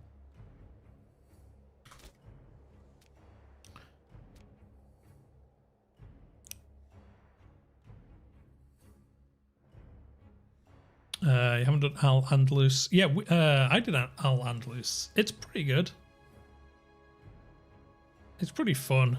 I think we kind of lucked out near the end, I think, with some of the wars that we could do, but it's a pretty good achievement, I think. Anyway, let's get these guys over here.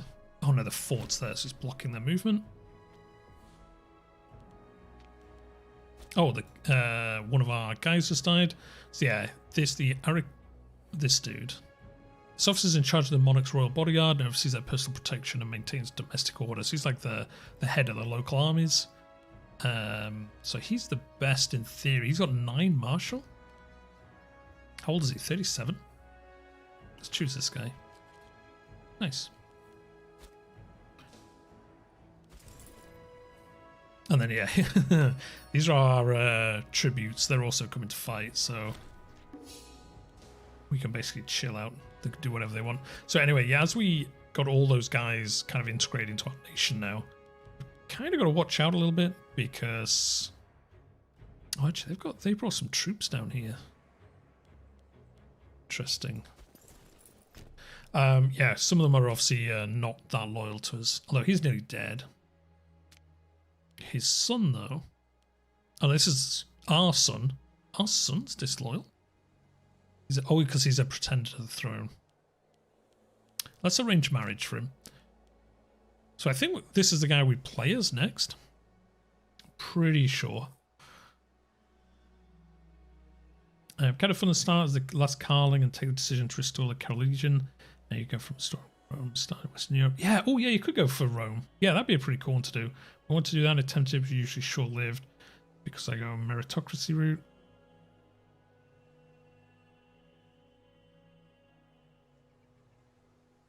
Yeah, you could do found Rome. That's always a good one to do. So it's pretty fun and difficult. Wow, he's got maximum. Oh, he's our second son. There we go. Yeah, just marry her. Nice. Did that make him like us? No. Major power, power-based pretender, power-based supporters, character culture happiness. Actually, yeah, we should have a look at cultures because we had like a Macedonian. Oh dear, 500. They're by far the biggest. Oh, these got modifiers for 1 more year. Okay, so some of these modifiers are going to go. We kind of want to integrate these guys if we can.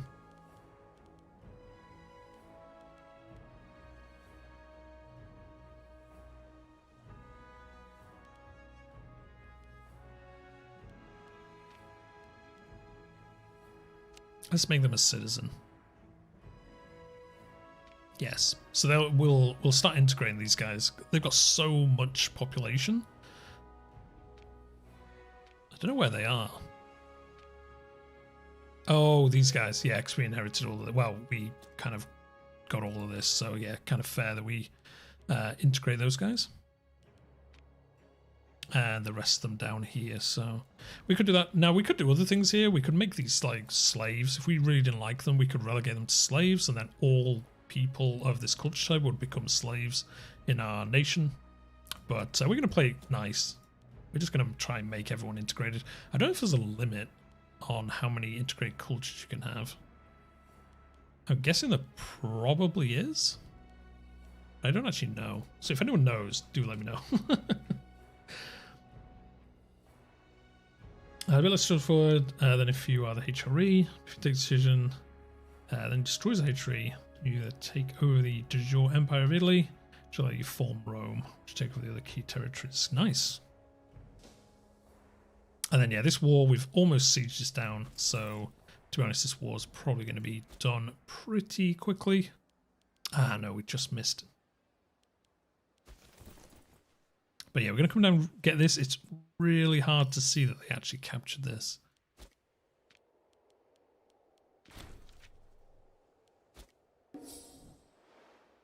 Now, with how big we've got, we should probably start looking into maybe getting an alliance with one of these bigger nations. Oh, they don't want to do... Will Rome ally with us? Almost. They're not that big, though, to be honest.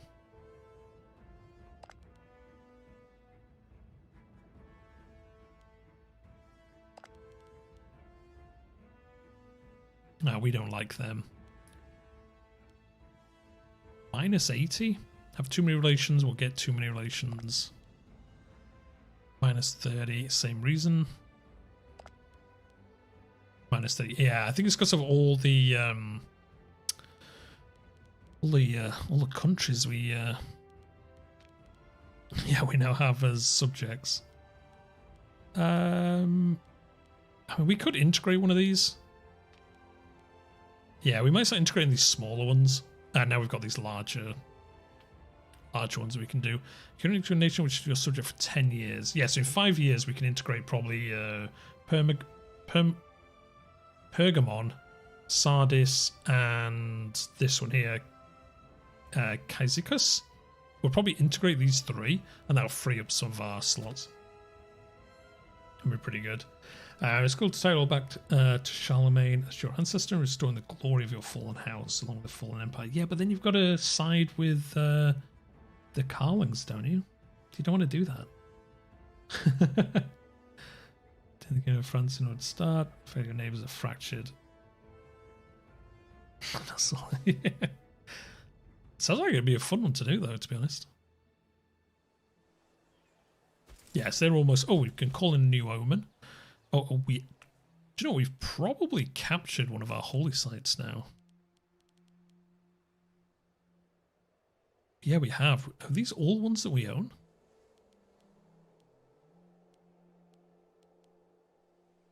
And these are part of the Hellenic League, so there are tributes of ours. So we can probably switch some of these out a little bit more now. So like this one's kind of useless.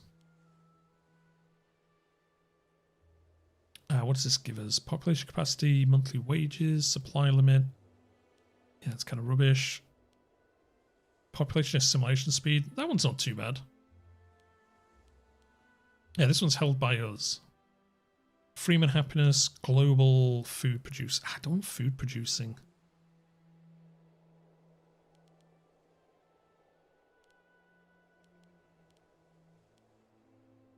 Well, I guess these ones are where nobody owns them. Yeah, I guess.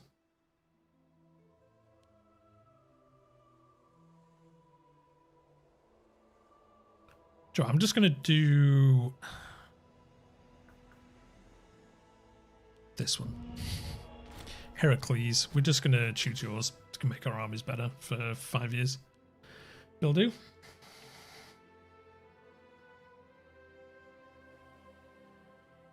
So yeah, we're just sieging this back. Oh, actually, their armies are down here. We should probably go chase them down.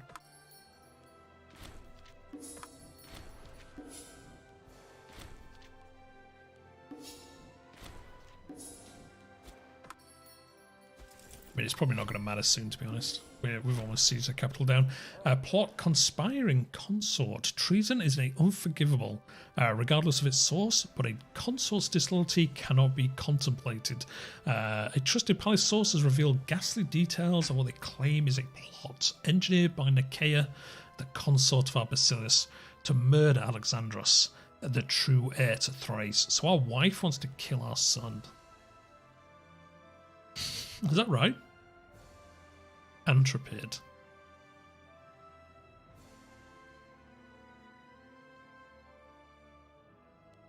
Is that who we're married to? Yes. Okay, so our wife wants to kill our son? Oh, I wonder if he's not her son. No.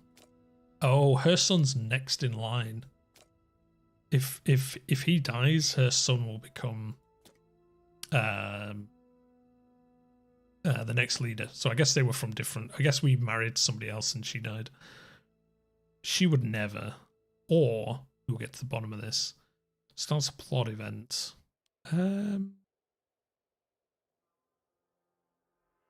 Let's do this because it actually boosts their loyalty, which is actually going to help us. Which is probably actually better for us. Right, let's go and attack. Actually, no, let's just siege this back down.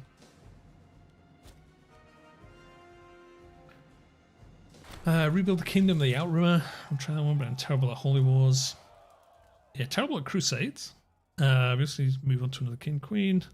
The next Holy War. Holy Wars are fun. I like them. These guys are going on to Civil War, although I think they're only a small nation. Yeah, they are. Doesn't really matter. Doesn't really affect us. How are we doing in this war? We still haven't captured their capital, which is kind of annoying.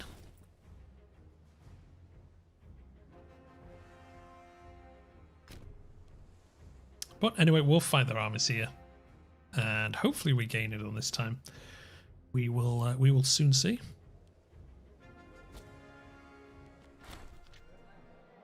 There we go. Aberrant Whisperers. A great silence has fallen over the palace of the past days. The usual hubbub of court replaced by the rustle of whispers and their accompanying tense glances. Oh, Alexandros now heard the rumours that our wife is trying to kill him. Interesting. Most distressing. Offer to alleviate our child's status. Oh, elevate her child's status. So we can like promote him. So he actually becomes the next king. Becomes heir apparent. Yes, we can switch. So he'll obviously hate that. Because we'll make his brother the next king. Double the palace court, the palace guard as a precaution. Well, we don't really want to get rid of this guy being the king. He is our son. Well, he's our first son. So I guess we'll just double the palace guard. We'll do that. See what happens. And then we still haven't done this. Anyway, we'll speed up. Oh, yeah, so I was going to look at if we can get rid of this pirate base. I can't remember if you do it using ships. No, it must be with armies. Yeah, okay, we'll put them on independent operations. They can just do whatever they want. They can just sail around and get up to whatever they fancy. Oh, trade with Carthage. Plot horror at the palace. A great commotion awoke the entire palace last night and offered credence to the rumours circulating in the past weeks. A young servant recently hired by the palace to the palace staff was found creeping into the bedchambers of Alexandros in the early hours of the morning. Not counting on the extra complement of guards, the boy attempted to approach the sleeping heir with a vial of poison, but was set upon by several of the royal household, who proceeded to torture him for the name of the plotters. There is now no doubt that it was Arthur, the other guy, who orchestrated the attempt, and he's been brought to the royal basilica for the Basilius to cast his judgment. So she actually carried on with the plot and tried to kill our son, which is bad. What I really want to start Zoroastrian and rebuild the Persian Empire. So like 2 authorities landed in Persia. They are so weak. Hey, that sounds like it could be a cool one to do though. Topic in ancient history Rome. I have to go because I have both a Latin and Italian test tomorrow. Can't wait to catch the next stream. Well, thanks very much, Ethan. Hope you do well. I was postponing doing my... He said, dude, good luck. Yeah, I hope that goes well for you. Latin and Italian. That's a good combo. So yeah, good luck.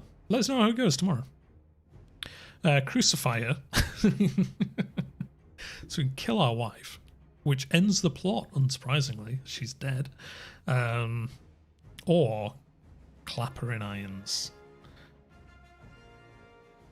So she loses popularity and prominence, which is kind of good for us. It doesn't really matter. And both of them gain loyalty, which is kind of weird. I guess they're kind of scared. Let's do that. Unmarried ruler, so she's gone. So you put her in irons, but she actually disappeared. So I guess she something. So her scheme is to... Oh, so he's trying to get somebody to drop a scheme. We could scheme to find a spouse, but there's no point because we could just manually do it anyway. How old are we? We're like super old, 68. So let's just marry whoever. Oh, isn't that her? Oh no, it looks just like her. Oh, I think it's her sister. Let's do that. Lose 100 gold. We give some of the gold to her. She gains loyalty. Oh, let's do it. Why not? We're making a decent amount of money after taking over Macedon, so and we're going to finish this war pretty soon. There we go. We finally sieged that down.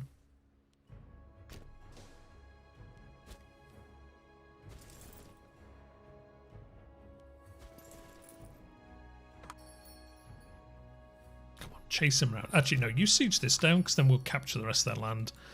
This army will come up and fight them with.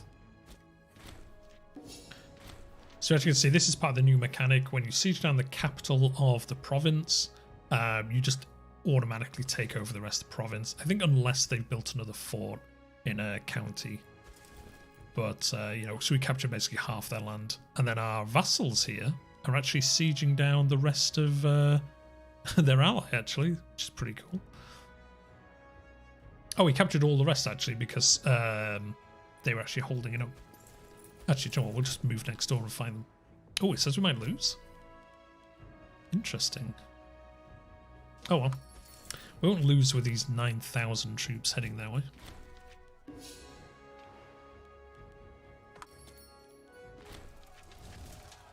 Aramaic recruitment drive. The right to join the military and defend Thrace through force of arms has long been a point of pride for our citizens. Now with the increasing rights bestowed upon the Aramaic people, calls are mounting that they should be able to serve in the military as well as a possible solution to our dwindling manpower reserves. We've got 10,000 men. We've got plenty. Of course, this might well cause jealousy and resentment with our existing soldiers, basically, many of whom still view Aramaic as the old enemy. So these are the people we integrated down here somewhere. Yeah, these guys that we just integrated. An excellent idea. Oh, actually increases it. We're currently still integrating them. Their culture freeman output 15%. Our culture will become slightly unhappy. We gain 2,500 troops. We lose 5% discipline though, but it does promote a bunch of slaves into freemen. So I think we'll do that one, which is pretty good. We're kind of playing as like we're bringing Thrace to the world, and we're just happy to have everyone as part of our nation. We could have gone the other route with those, especially with those guys. We could have basically integrated them, but made them all into slaves, basically. There we go. We've almost won this war. In fact, we probably have won this war. But we'll wait for this to get finished over here. This army, I'm actually going to move back down here, just in case.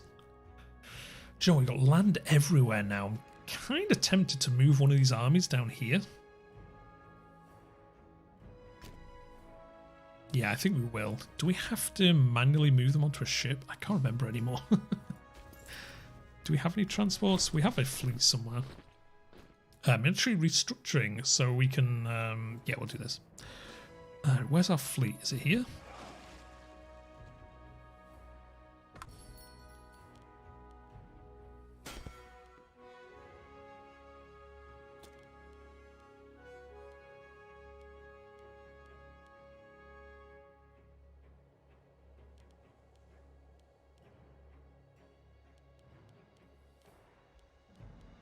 Yeah, I think you have to be stood next to the fleet.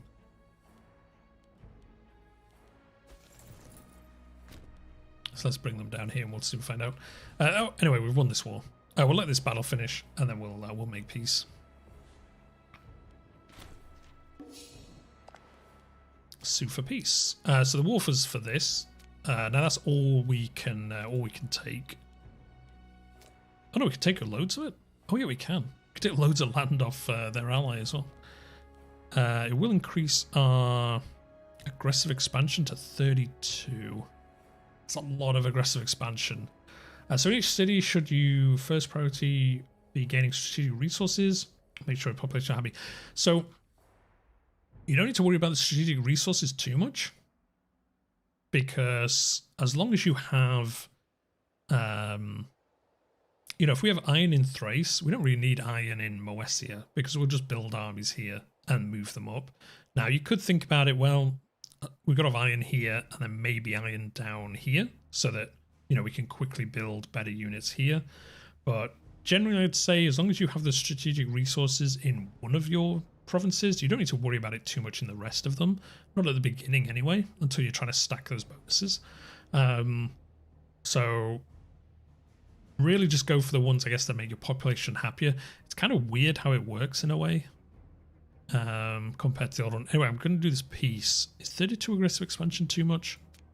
Probably is.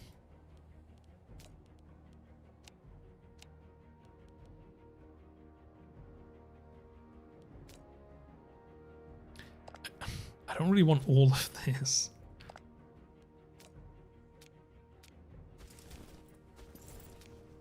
Why is it do...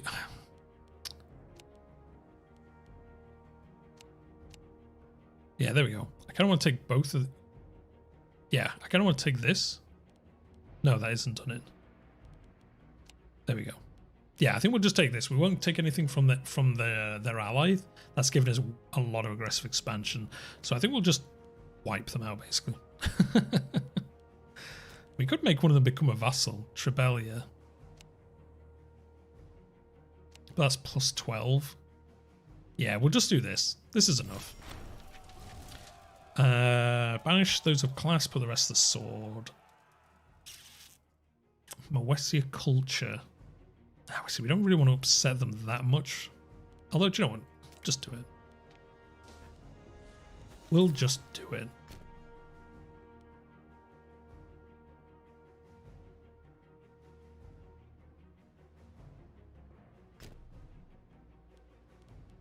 So there we go. We won that war. Pretty easy. And now we're going to try get a claim on... Well, we will get a claim on Getia. Let's have a look. Where is it? Probably get a claim. Because they keep doing raids against us, so we're going to take them out. So yeah, I'd probably say kind of make sure you get the strategic resources that you kind of need. Like say iron and horses are kind of the big ones. Although you probably don't want to build too many heavy cavalry at the beginning, but you do want to build heavy infantry and light cavalry probably as a mix. Although it depends where you are. I suppose now you have the levies, it doesn't matter as much. Actually, yeah, do you know what? Ignore me. They might have got rid of that whole point. The whole point of doing that. Because yeah, the units that are in your levies are now based on the culture, not based on the imports that you have actually.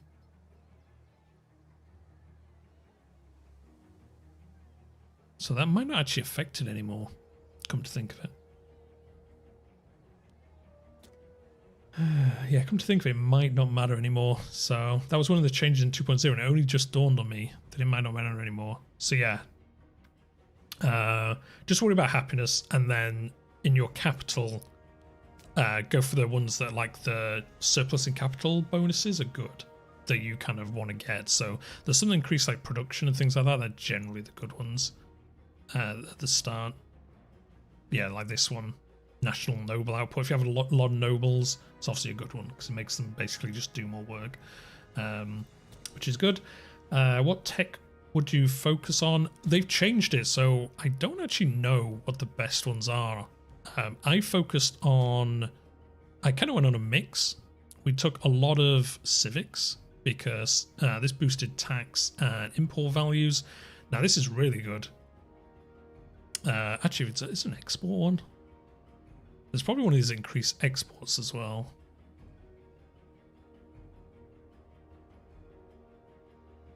Or something like that. So yeah, this is all trade focused. I went on this because I knew our empire would be growing. I didn't realize it'd grow this quick. So we'll probably carry on going down here because it all boosts trade and things like that. And then this boosts your happiness with different things and your outputs. Oh, so a lot of the outputs that used to be trade bonuses have now moved to the civic advances, because these used to be from trading, but now they moved over here.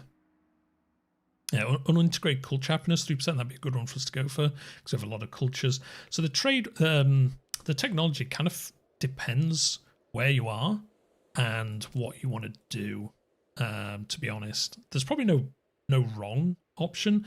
So we also focused on these ones, because these all boost tributes and vassals, and we obviously have a lot of them.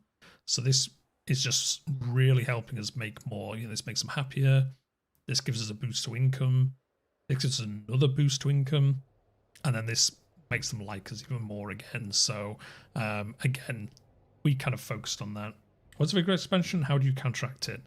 Aggressive expansion.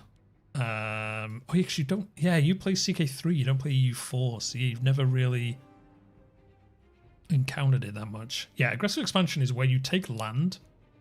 The general rule is where you take land that you shouldn't have done in a war that you did. If you asked me that like 5 minutes ago, I could have shown you a really good example. So we took over Moesia here. We gained some aggressive expansion because we took, you know, we shouldn't have done it, but we had a Casus Belli, so we got a bit of aggressive expansion,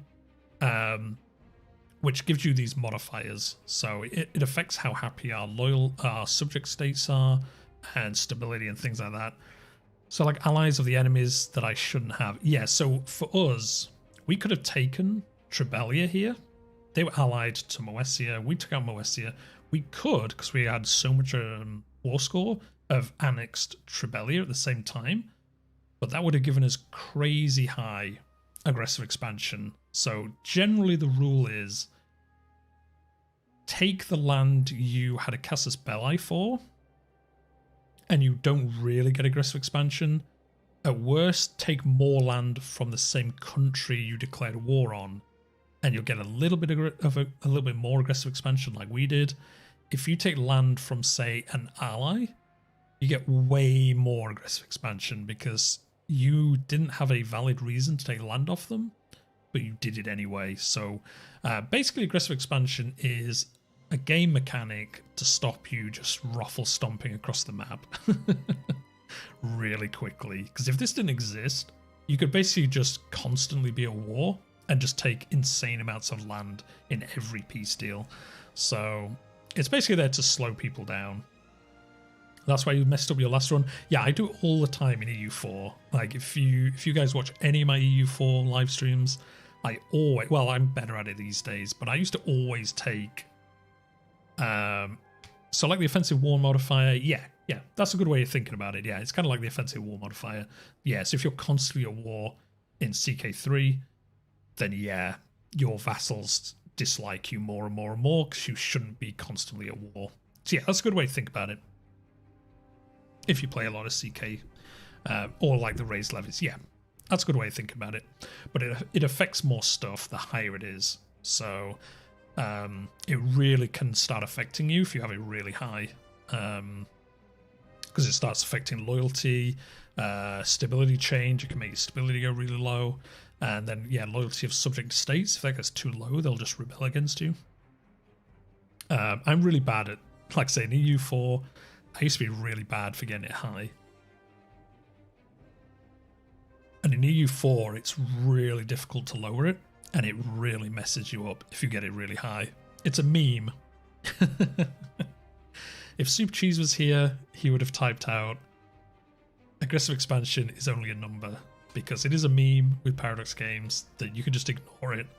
But unless you're really, really good at the game, you probably can't just ignore it, because it does start affecting you pretty badly. In EU4, it causes like way more rebellions and loads of crazy stuff can happen. It's been a while since I've had it really high in EU4 in Imperator, but again, it just stacks a modifier, and once you get over 50, it goes crazy with other bonuses. Well, negative modifiers. Starving population. And now this is probably because we took slaves in. Oh no, it's not. Why are they running out of food? Oh, looted. Oh, it's because we looted it when we were invading them. And they have no imports, so we can't fix it by just importing food. Are they also losing food? No, they're gaining food. Oh, it's these three. How long's the looted modifier? Does it tell us? Do they face the power menu? The pop menu, is that the happiness icon? Yeah, you can see it here. But yeah, if you go into the population info, this is their happiness thing. So yeah, you can kind of see it here. This bar is what it's at. So they kind of look like Easter Island. You know the Easter Island statues? I always think they kind of look like those. So yeah, this bar is basically as a percentage how happy they are. And then if you click on view pop info, you can then see it here. So these Mawesi Zalmoxians are at 0% happiness. Now it's probably because they have the wrong religion and an unincorporated culture. So, and we annexed them. So they're all in all not that happy about it. In fact, they're very unhappy about it. And yeah, negative stability is also affecting it, so. Which is kind of weird, you'd say negative stability, we're at 49. 50 is the average. 50 is like the target. If you're below 50, you have negative stability. If you're over 50, you have positive stability. And it always tries to decay back to 50, generally, from either side. So, obviously these modifiers from aggressive expansion are causing this to go down. So once we get this to go down, this will revert back to 50 as soon as it can. And then you can get, I think, tech and things to boost this. But yeah, they hate us basically, which is fair enough because we just conquered them. But yeah, they're starving. Although it doesn't say they are, it says they actually have food. So I think at the end of the month this might disappear. I feel. No, it didn't. Oh, it disappeared from one of them. The monthly food income is 3.2. How are they starving then? I don't understand. So if you have a large number of population of different culture, I should integrate that culture. And how do I convert religion? Yeah, you should. You can either integrate them or you don't have to integrate them, but you generally want to. Now, I think there's a cap on how many you can have integrated. I'm guessing. Because otherwise you could just integrate everyone. Although, actually, no, you can't integrate everyone because I think it affects the happiness of your primary culture. The more... Yeah, the more you integrate, the less happy your primary culture is. So you can't just integrate everyone because then your primary culture, which is your main one, will become super unhappy and that'll really start causing stability issues. So yeah, you basically want to integrate like the top ones, I would say. And then culture you can... and how do you convert religion? You can do it by... I think if you go to provinces and then choose the province governor policy, does this convert them? I can't remember anymore. Or do they just naturally convert? No, no, religious conversion. So this boosts it. So you can do. So every province has a province policy. You can choose this one, which speeds up the conversion. I think they naturally convert over to your. Let's have a look. So Hellenic. Let's. Yeah, I think if they have high loyalty, they automatically start converting. If I remember correctly, somebody's watching and this changed. Do let me know. But I believe they naturally convert. Yeah, there we go. So yeah, in May 483, a Zalmoxian Adrician tribesman will convert to the Hellenic faith. Every month, 0.25% is gained, and it's currently at 34.81%. Non-integrated, yeah, so because they're not integrated, it's basically destroying the conversion chance. Mismatching pantheon deity religion. Oh, so I think that's because our currently active pantheon isn't from their religion, so that also affects it. But yeah, they just naturally convert, but obviously the modifiers can make this quicker. There's probably some texts that also make it quicker, and then you can choose, like, say, this governor policy. You could choose pop conversion speed, and it would also increase it, and then they'll just naturally convert.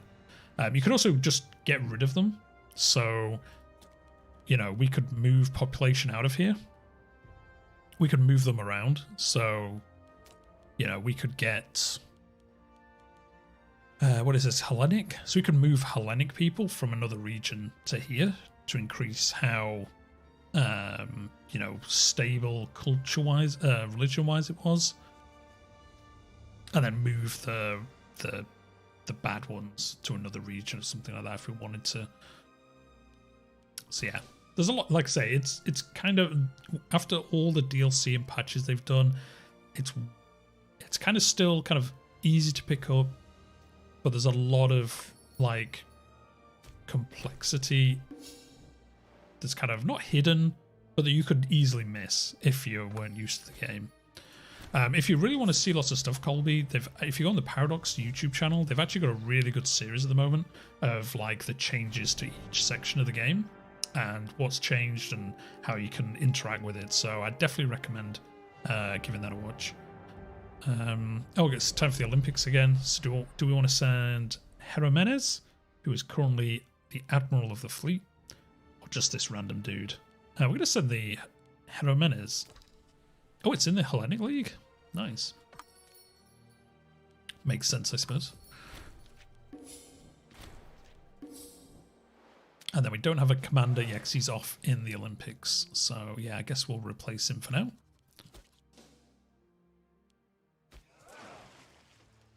Oh, yeah, we're going to move our army down there.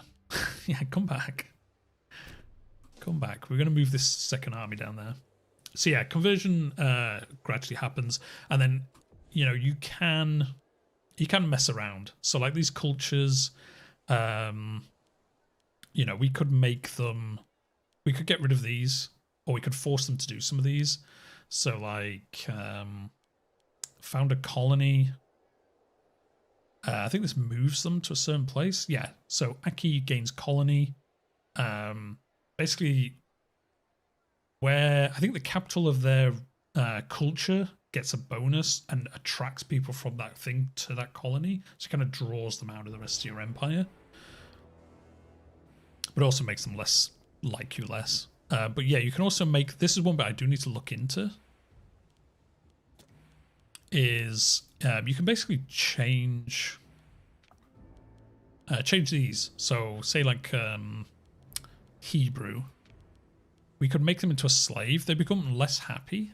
But I think it basically forces them to be slaves in your country. It doesn't matter as much, to be honest, as we're a king. I think if you play as a republic... you basically get events where you kind of have to choose some more of that stuff. So you get leaders who want certain cultures to be slaves and things like that. So, yeah, there's a lot you can get into in the game nowadays. Before, basically none of that stuff really existed. So there was a lot less you could get up to. Is that Rome? Oh no, it's the Antagonids. They're fighting somebody else.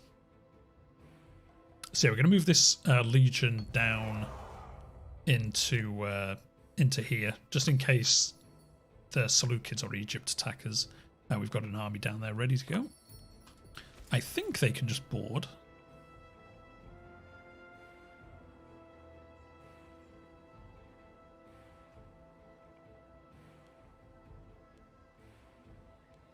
Can't they?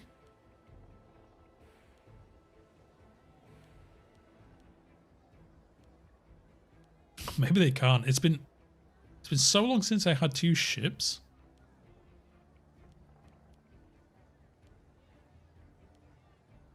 Can they not attach? Let's have a look. Military. Levies. No. Ships. Build to navies. We can only build these two. So...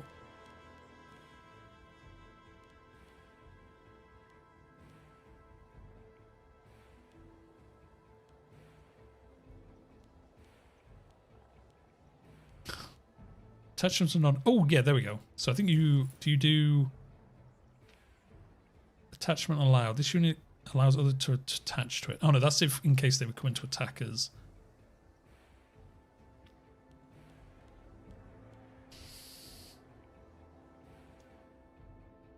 I have no idea. I have no idea how you do it.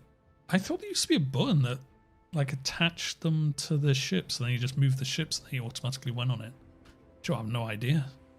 I'm probably missing something super obvious. Let's have a look. Imperator Rome. Move armies on... How do I transport legions over water? There we go.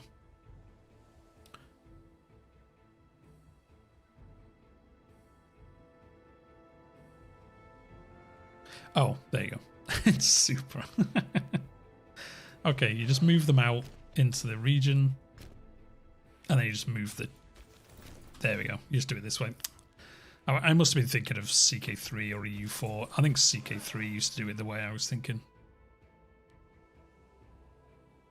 And then we'll bring them down to here.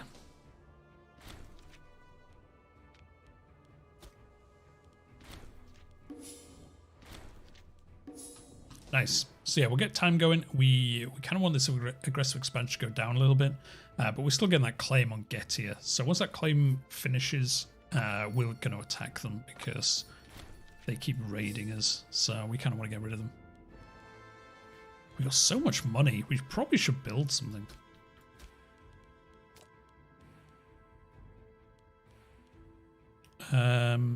Proper simulation speed.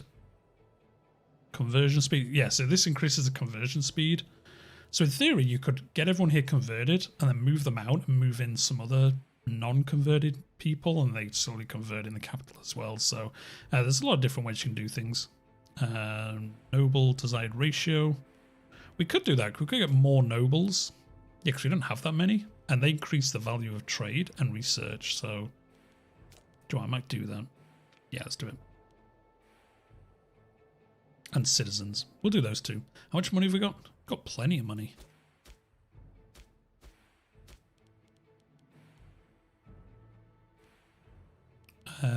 Where is... Yeah, these. Hellenic. Oh, these are all Hellenic? Nice. And they're mostly Hellenistic. So yeah, we don't need to worry about conversion too much. But we might do...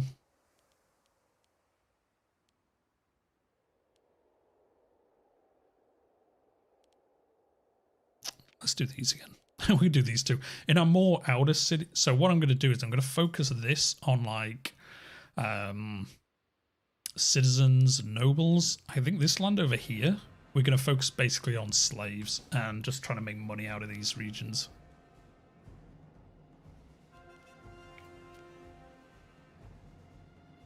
Yeah, because if we build trade, or if we build slave buildings here, we can lower the requirement to get duplicates of the trade good, and then we can trade those away. I mean, we're already making 20 gold a month off trade, which is pretty decent.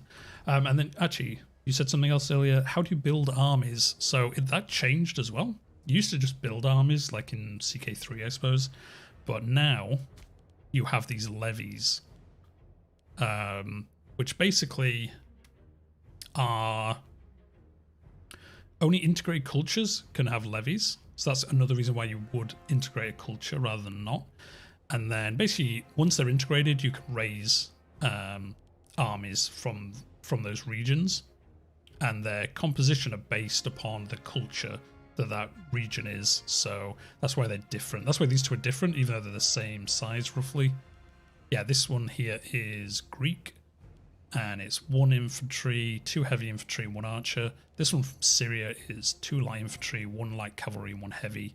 So as you can see, they're different, even though it's the same size army, because this culture has this levy type, and you can see that by going into the levy, into the culture screen, I think. Yeah, you can click on any of these and then hover over something. Yeah, Lydian down here, and it will tell you what the levies will be based on that region. So that's kind of another decision to make when you're integrating a culture. You know, maybe you want to integrate a culture that has a different kind of army to what you have, so you have like a more rounded you know, army type, so not just always the same. And then once you have the Legion unlocked, you can then build standing armies, which we started as because we were Thrace, and then we have another one now because we took over Macedon and they already had one, so now we have 2. Although it isn't actually listed here, even though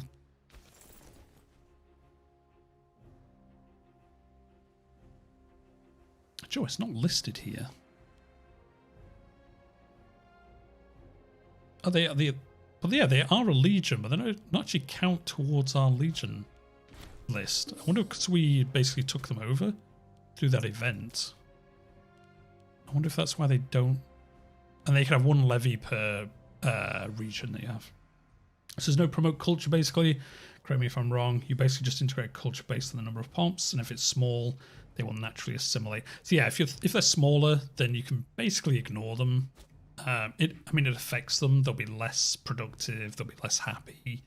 But if they're small enough, they will gradually just assimilate into Macedonian for us, or whatever we are. I think we're Macedonian. Yeah, well, we're Propontic, but we're basically the Macedonian culture group. So yeah, if there's like a culture with like 5 people, they'll just gradually convert into ours. And then you probably want to integrate the top so many. You know, like, so we have these, we have Macedonian integrated because it's not actually our primary, oh no, it is our primary culture. Oh yes, they're automatically integrated. And then we have Propontic integrated, and then we're just about to have Aramaic integrated as well. And now we could probably drop like Mycenaean. Now we did integrate those because when we were smaller, they were actually our largest one, but now they're not so much. Do we have a small one that's integrated? Because we could probably get rid of those. No. Yeah, so like this one, Lalasian. We've got 1 person of this culture. Definitely don't want to integrate them because, like I said, it affects how happy our main culture is. So in the end, they'll just convert into our religion. Or we could even change them. You know, we could say the biggest thing you could ever be is a slave, and then they'll just be slaves forever. And they can I think they can never promote out of slaves. Whereas integrate cultures, well, any of these can just promote naturally to freeman. Yeah, but they can't promote past being a freeman. And then yeah, if you move them to citizen, they get integrated basically. So yeah, it's kind of a bit of a balancing act. Like these guys, we could in theory get rid of these from being integrated because they're not that big anymore. But we'll keep them for now. If our primary culture happiness goes down too much, we could get rid of them because it will give us a little bit of a modifier back. And then yeah, you can use buildings and tech and governor policies to speed it up.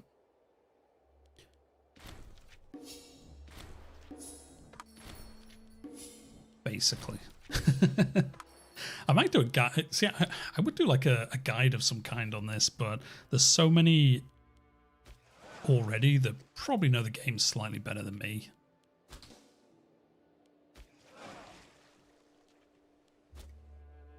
That Antigone revolt's still going on? Yep. It's been going on for ages. Right, we'll import wine, I think.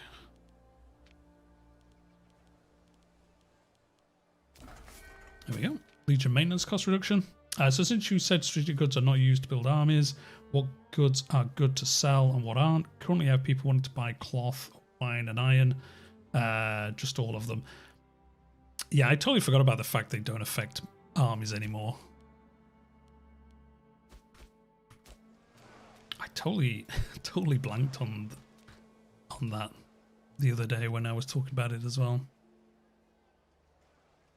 I mean, it does affect like the discipline and stuff like that. Oh no, the following units will be enabled. Heavy infantry. Oh no, it does still affect it.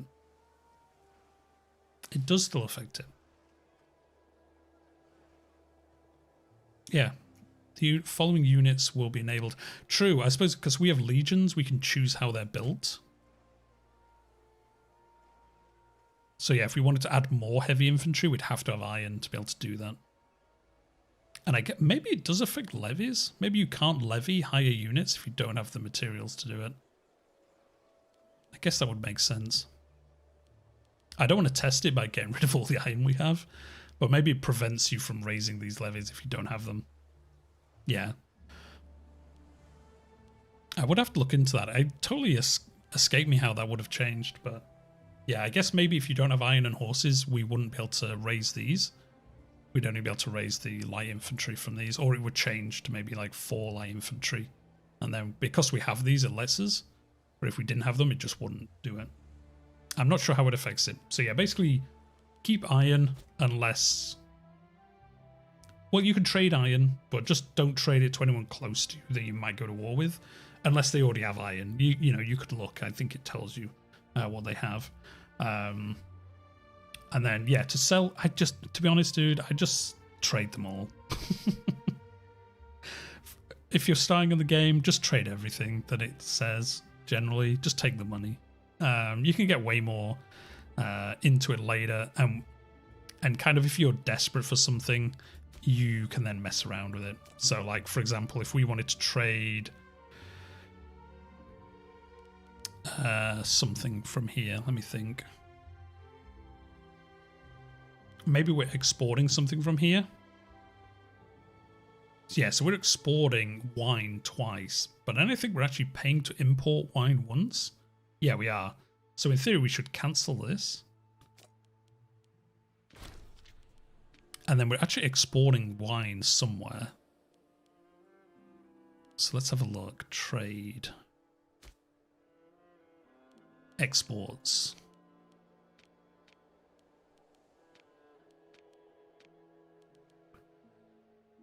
From trade good wine. Where is it? So yeah, in theory we should, because we're basically exporting wine and then re-importing it from somewhere else. So we might as well just not export the wine and then import something different. So where is it? Europa, wasn't it? Yeah, so we're exporting this wine twice. So just cancel one of these. Now in theory, if we go back, we should have a wine surplus. Yes, we do. So there we go. We saved ourselves re-importing something. This might be a stupid question, but if I say import cloth, and they only have 1 cloth, and somebody has to buy that cloth, we'll have 0 cloth, or just trade offers only come from goods you produce. I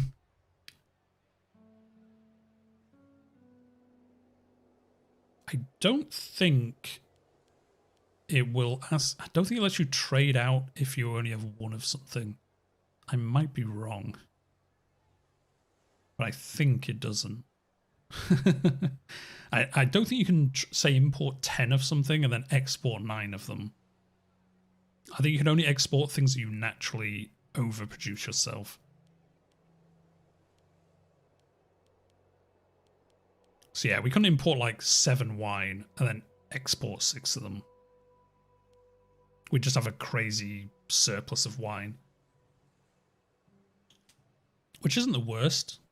Although, no, actually, I don't think it stacks anymore. Anyway, let's go for... Jeez, our slaves are so unhappy. Wild game, I guess. There we go. And then obviously, yeah, on trade, you want to just make sure this is ticked. so that you can't trade away your capital bonuses by accident.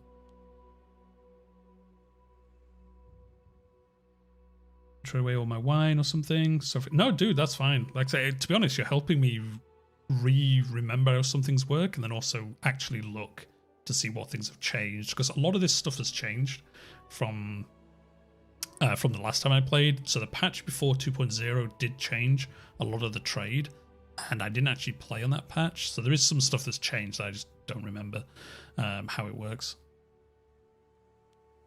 But yeah, I don't think you can ever trade away the only one that you have. Actually, no, I think... Sure, I'm not sure. I don't think so, though. I don't think you ever trade away the only version of something that you have. We could look into it.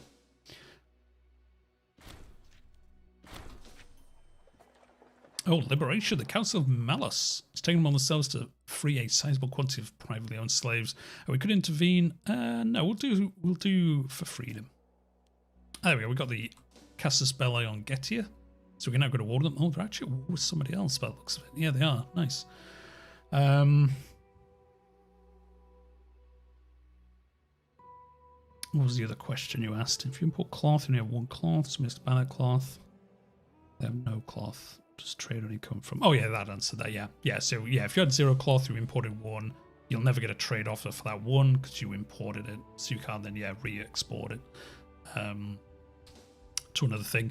So, yeah, and then, like I say, the only other thing about trade is just try and stack these capital bonuses when you can, because they're really good.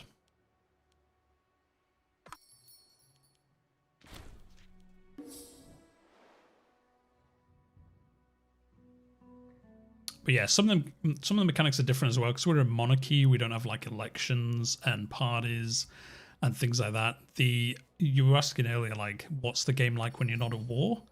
If we were a republic, we'd actually have more stuff to do, because we'd have the 4 different parties, and you've got to kind of balance what they want, and they come with you with like suggestions and requests. So, you know, if you get like the military faction, they can ask you to go to war with people. If you have there's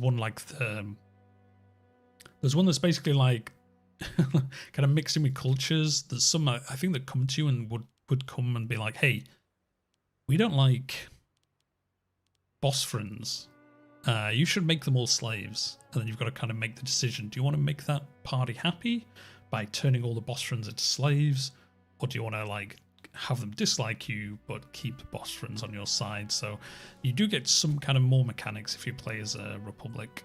And then tribes are a little bit different, but we won't get into that today. More pirates. We need to deal with that pirate's nest, but I don't really... Right, where's that fleet of ours? Oh, I think they're going to come up and fight those pirates that are rampaging around us.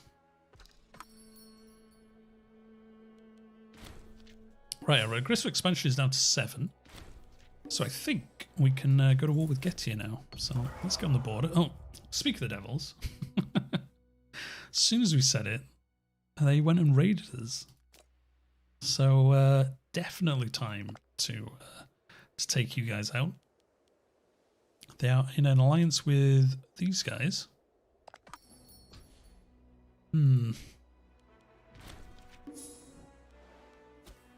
How's Rome doing? Oh, there we go. Rome's finally gone to war with... Oh, no, it's not. It's Boy. Wait, are they allied with Rome? No, they're not. Rome's not actually done that much. They've just sat here for a while, so it's kind of interesting. They kind of left them alone there, which is pretty crazy. Anyway, yeah, we're going to go war with Getia. Now, I did just move our legion down here, but I think that's fine. We can raise our levies up here.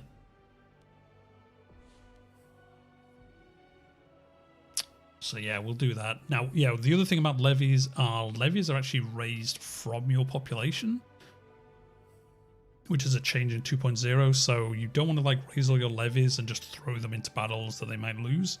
because if it kills them, it actually kills your population from that region. So it's something to keep in mind if you are using levies. Is yeah, if they die, it actually kills populations. So you could actually depopulate your entire region if you just kept raising armies and then have them die in battle. So you don't want to do that. That's a bad idea. Anyway, we need to get troops up here. So let's raise this army. Macedon's 13,000. Sweet. Actually, that's probably enough. We're going to bring them up here so they're ready to go to war. Where did that other army raise? 2,000? It says 4. Why do we only get 2?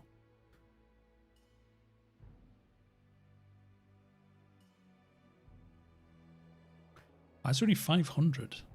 Is this...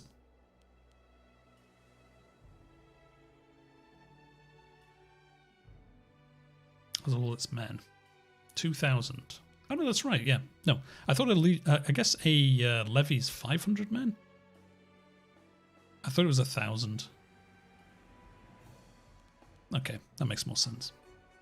Well, we'll be able to tell. Yeah, 27, and there was 13. Yeah, okay. So each one of these is 500 men, not 1,000. Okay, well, they can actually go away then. I don't care. I don't care about 2,000 troops. These are quite big. Syria, they're all the way down there, so I can't be bothered bringing those. Oh, well, that's enough, to be honest. I thought we'd have some from here, although we did only just take them in, so yeah, makes sense. Yeah, anyway, we'll have like 20,000 troops. That should be more than enough. We just got to wait for them to get there. And then once they reach here, we'll go to war with them. The Epigoni. The kings that once served Alexander have started to pass away, and with them, so does the immediate claim to the empire.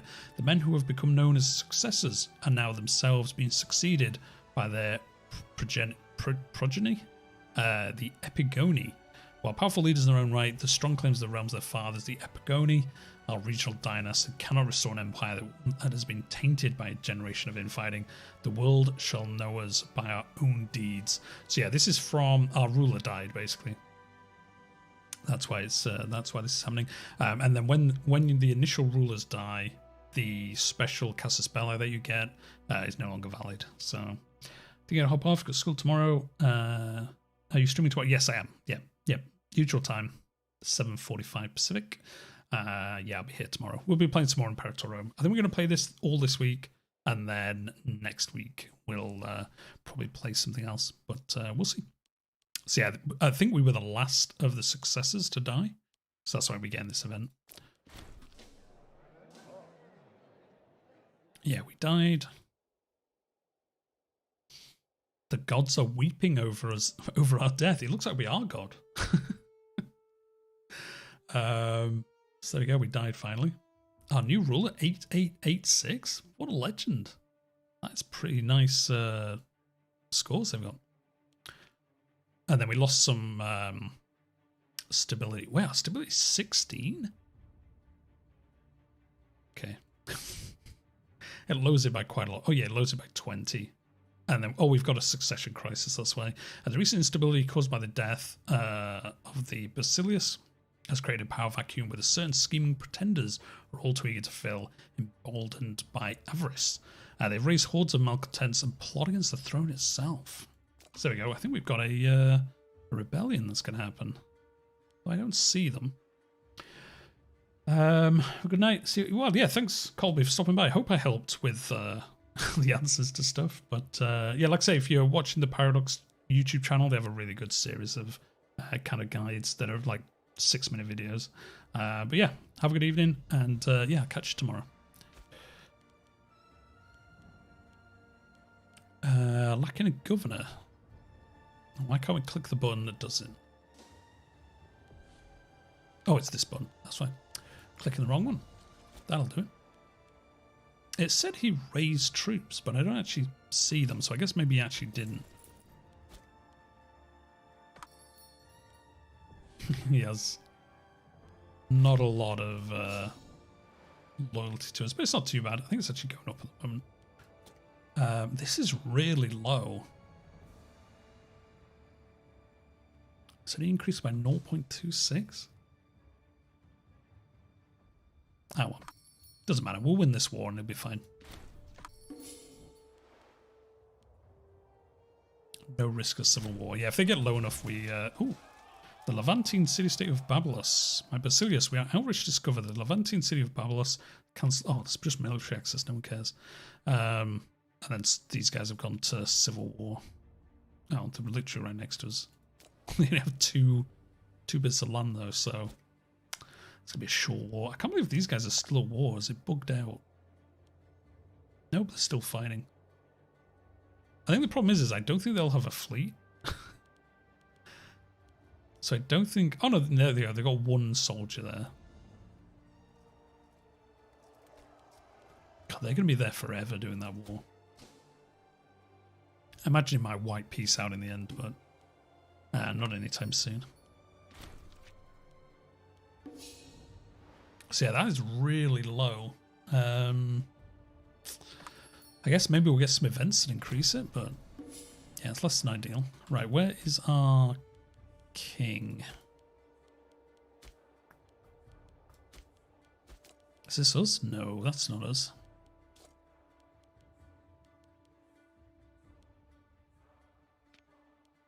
Here we go. Are we married? Yes. Nice. And we've got money. Yes. We don't have any children yet. Oh, we've got a rival? Clarissa? Okay. Remove rival. Don't care. Don't care about rivals. Okay. How old is she? 27. We're 27. We have no children yet?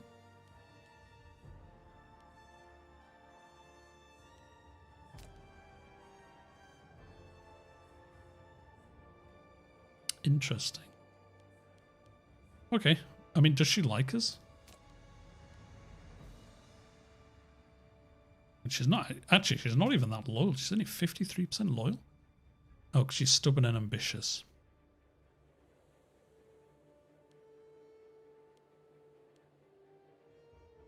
Anyway, we'll leave it. We'll probably have a child soon.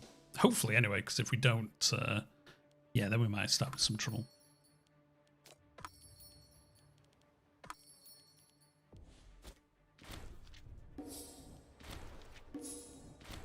Alright, let's accept all those. And then... Yeah, I was trying to look at who is our next in line then.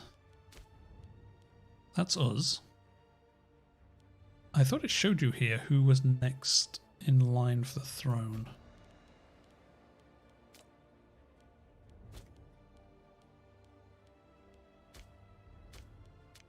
I guess maybe it doesn't.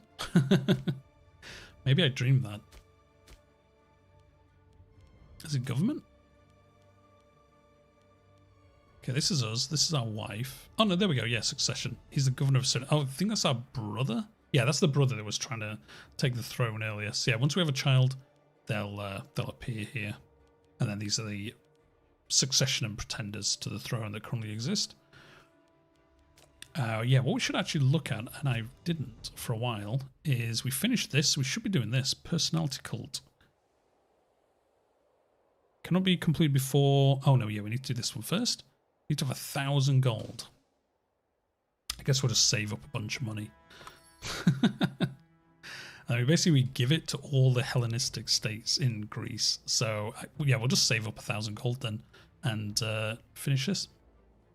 Because then we can finish off this mission tree. 1,000 gold's a lot of money though, if I'm being honest. Foreign flight. Curious, a clone. A cleon? A clone man appears upon our borders today, claiming asylum from his captures in a collar. He additionally promises rich land in his home country should we seek to exact vengeance on his behalf. He looks a bit scruffy. Punic. Where's his homeland? Oh wait, Punic. That means he's down here. A coal. I guess that's down here somewhere. Utica. Do we not get a thing that shows us? Interesting.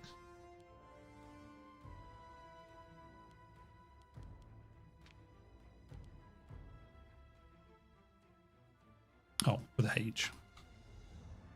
There we go. Oh, it is here. Oh, it's this little island. It's probably a tribute of Carthage. Yes, it is. So we probably don't want to get involved in that, to be honest. Why not make him welcome? Thrace gets claims on the province of Bisadis. He loses foreign citizen status, and he becomes basically part of us, or we can tell him to go away. We can tell him to go away, because I don't want to go to war with Carthage. If I'm being honest, oh, there's a chance of a civil war. It says 23% of the 20% threshold for the top power base of characters subject to disloyal, civil war beginning in 21 months. So we need to make these people happier. I mean, he's 68 years old. He's probably going to die soon. He's on his way to dying. Actually, no, he's getting better, so he must have recovered from an illness.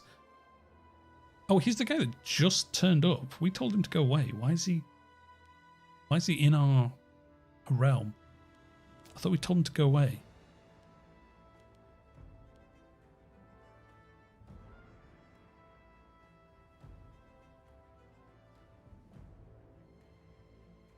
We'll do that because he'll actually make him loyal to us.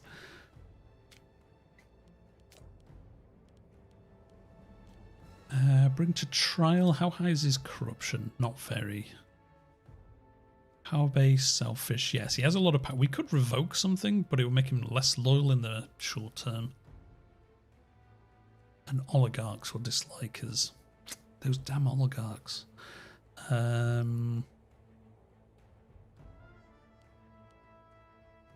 old is he? 47. 60. So we could give him free hands. Because he's going to die soon, so the monthly corruption increase isn't actually that bad. I'm going to do it. So I don't usually give free hands because it makes the corruption go really, really, really high if they're young. And high corruption, the worse it is. But as he's going to die soon, it doesn't matter because he'll be dead before it takes too much of an effect on him. Did that stop the civil war? Yes. He's 45. He's 47. So yeah, if either of these were dying soon, like if their health was like halfway down and it looked like they were going to carry on losing health, I'd just grant them free hands because then, like, say, it doesn't matter if their corruption went up because they'd be dead before it affected our money too much. Yeah, I thought these pretenders were going to raise an army. I thought that's what it said, but I guess I misread the event. Oh, Egypt's gone to war with Cyrenaica. And they're winning. Somehow. It's kind of hard to tell. I hate Egypt's colour. I wish they were a different colour because they're the exact same colour as Impassable Terrain.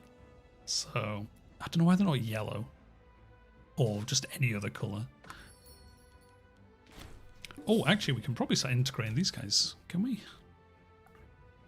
Let's have a look. Start integration next year. I thought there was one of them that we could.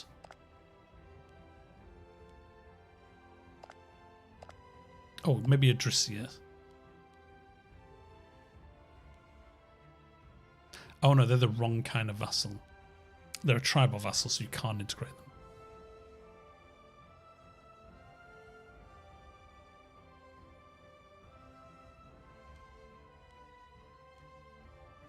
I thought we had one that was an earlier date than the other ones. Maybe I'm remembering it wrong. They're a tribute.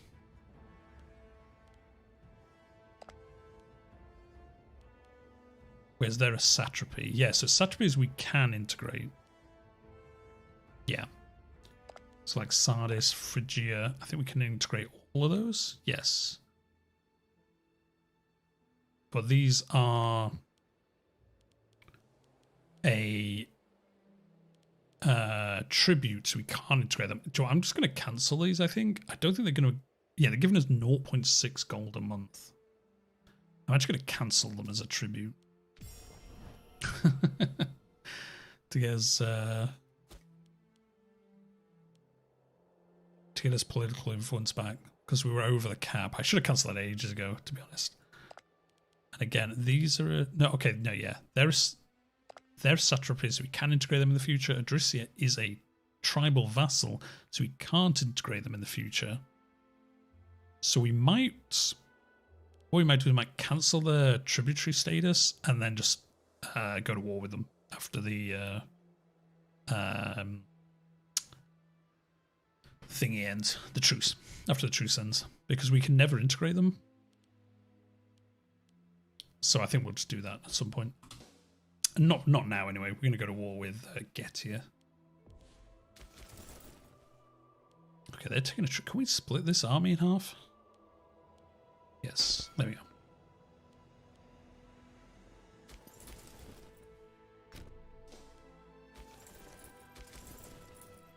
Excellent. So there we go. We'll go to war now.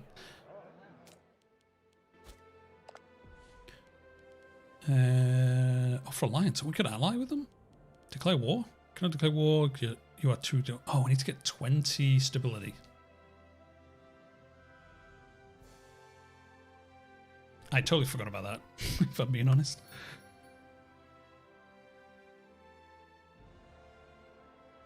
There we go, that's better. Ish. There we go. Nope, that's worse. There we go, that's better. Get in raid. See, this is where we want to attack them. So yeah, we have to wait for this to get higher anyway. So yeah, we'll just get time going. And then once it's high enough, we'll do this war, which is basically in like 4 months. Yeah, 4 months. And we're just going to take as much land off them as we can. To be honest, our aggressive expansion goes down pretty quick. It's not the end of the world. How are we doing for tech? I think these are nice. All of these are nearly going to level up to level 3, and we get a point. We get innovation point every time they level up, so we can basically invest 4 more points when all these happen. So we'll have to decide which ones we're going to do.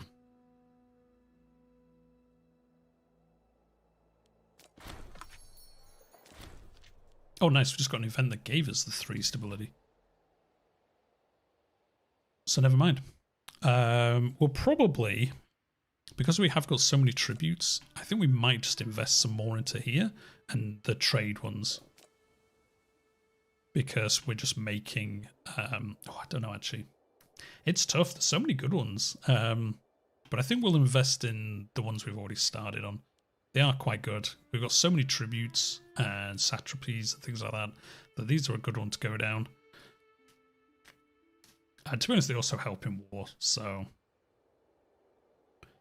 Yeah, aggressive expansion change, research efficiency, get more war effects, mercenary army maintenance. Yeah, so these help in other things. They're just kind of focused on wars and other nations.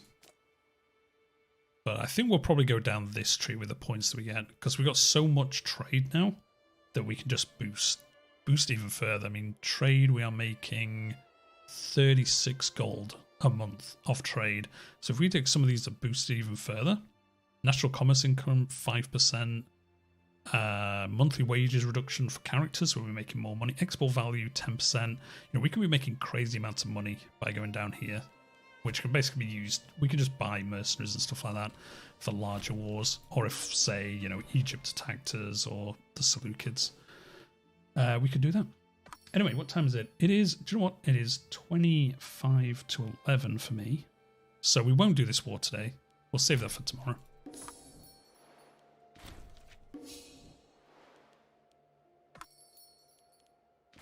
And we can do that first thing tomorrow when we start. Because it'll take us a little while to do it, because they have quite a bit of land. And they are in another war, so that's going to make it confuse it slightly. Actually, once we take Getia, we can then start colonizing this land as well. It'd be kind of fun to do. Dropping appearances, Altamachus, a man in control of a sizable and personally loyal force, has delivered a demand for additional funds. No mention is made of what these funds are to be used for, and we assume this is an attempt to assert dominance over our court. Nonetheless, are we really in a position to deny these demands? So we can pay them 600 gold? He gains 10 loyalty, or do not bow to blackmail. Well, I don't want to give him 600 gold if I'm honest, so I'm going to say we do not bow to blackmail, which actually prevents us from doing this war anyway, so we will do this tomorrow. Because, yeah, we're saving this up so we can do the mission, so really don't want to spend it if avoidable. Well, Syracuse are doing alright. Oh, actually, no, they're at war with... Are they at war with Carthage? Oh, no, Hippion and Elia. How are you losing that war? You're allied with Rome. How are you losing against 2 city-states? I mean, to be honest, they might have a bunch of money, so kind of looks funny. But if they had a lot of gold, they could have hired a bunch of mercenaries.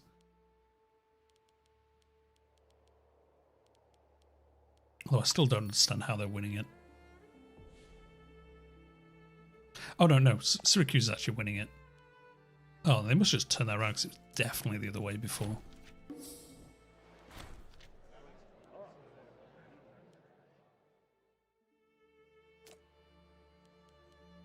And then, yeah, we're making 24 gold a month now, so we'll have that 1,000 gold before too long. Oh, nice, actually. Trade influx. Our trade agreement with Miletus has yielded a splendid return on investment. Along with the flow of wealth between our 2 states, the movement of people is accelerating. So nice, we actually get some free people from this. And because we're being kind of a nice nation, we'll let them move as nobles and citizens. If we dislike this culture, we could just turn them into slaves. But we'll keep them as civilization, as citizens. And then we're going to take this one. We're going to take Zeus, because if we activate this Pantheon, we get aggressive expansion, change reduction to stack on our reductions already. So we'll do this. Especially as we're going to be going to war soon. It's going to help us in the future. And then actually, looking at that, did we have some more? Yeah, we've got these. Can we? Oh no, owned by Syracuse. Yeah, so we can move these into here, I think.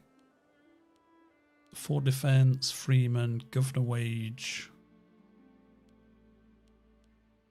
Yeah, so can we put this into here? Yes. Nice. We don't control any of these, I don't think.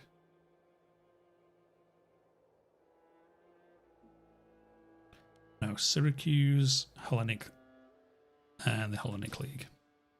So we could switch some of these out for ones that we control ourselves. So like this one. Which one do we own? Thrace. Astarte. National Freeman Happiness. It's not too bad. That's actually pretty decent. I'm going to do that. Oh, no, because 15 stability. It's a lot of stability to change.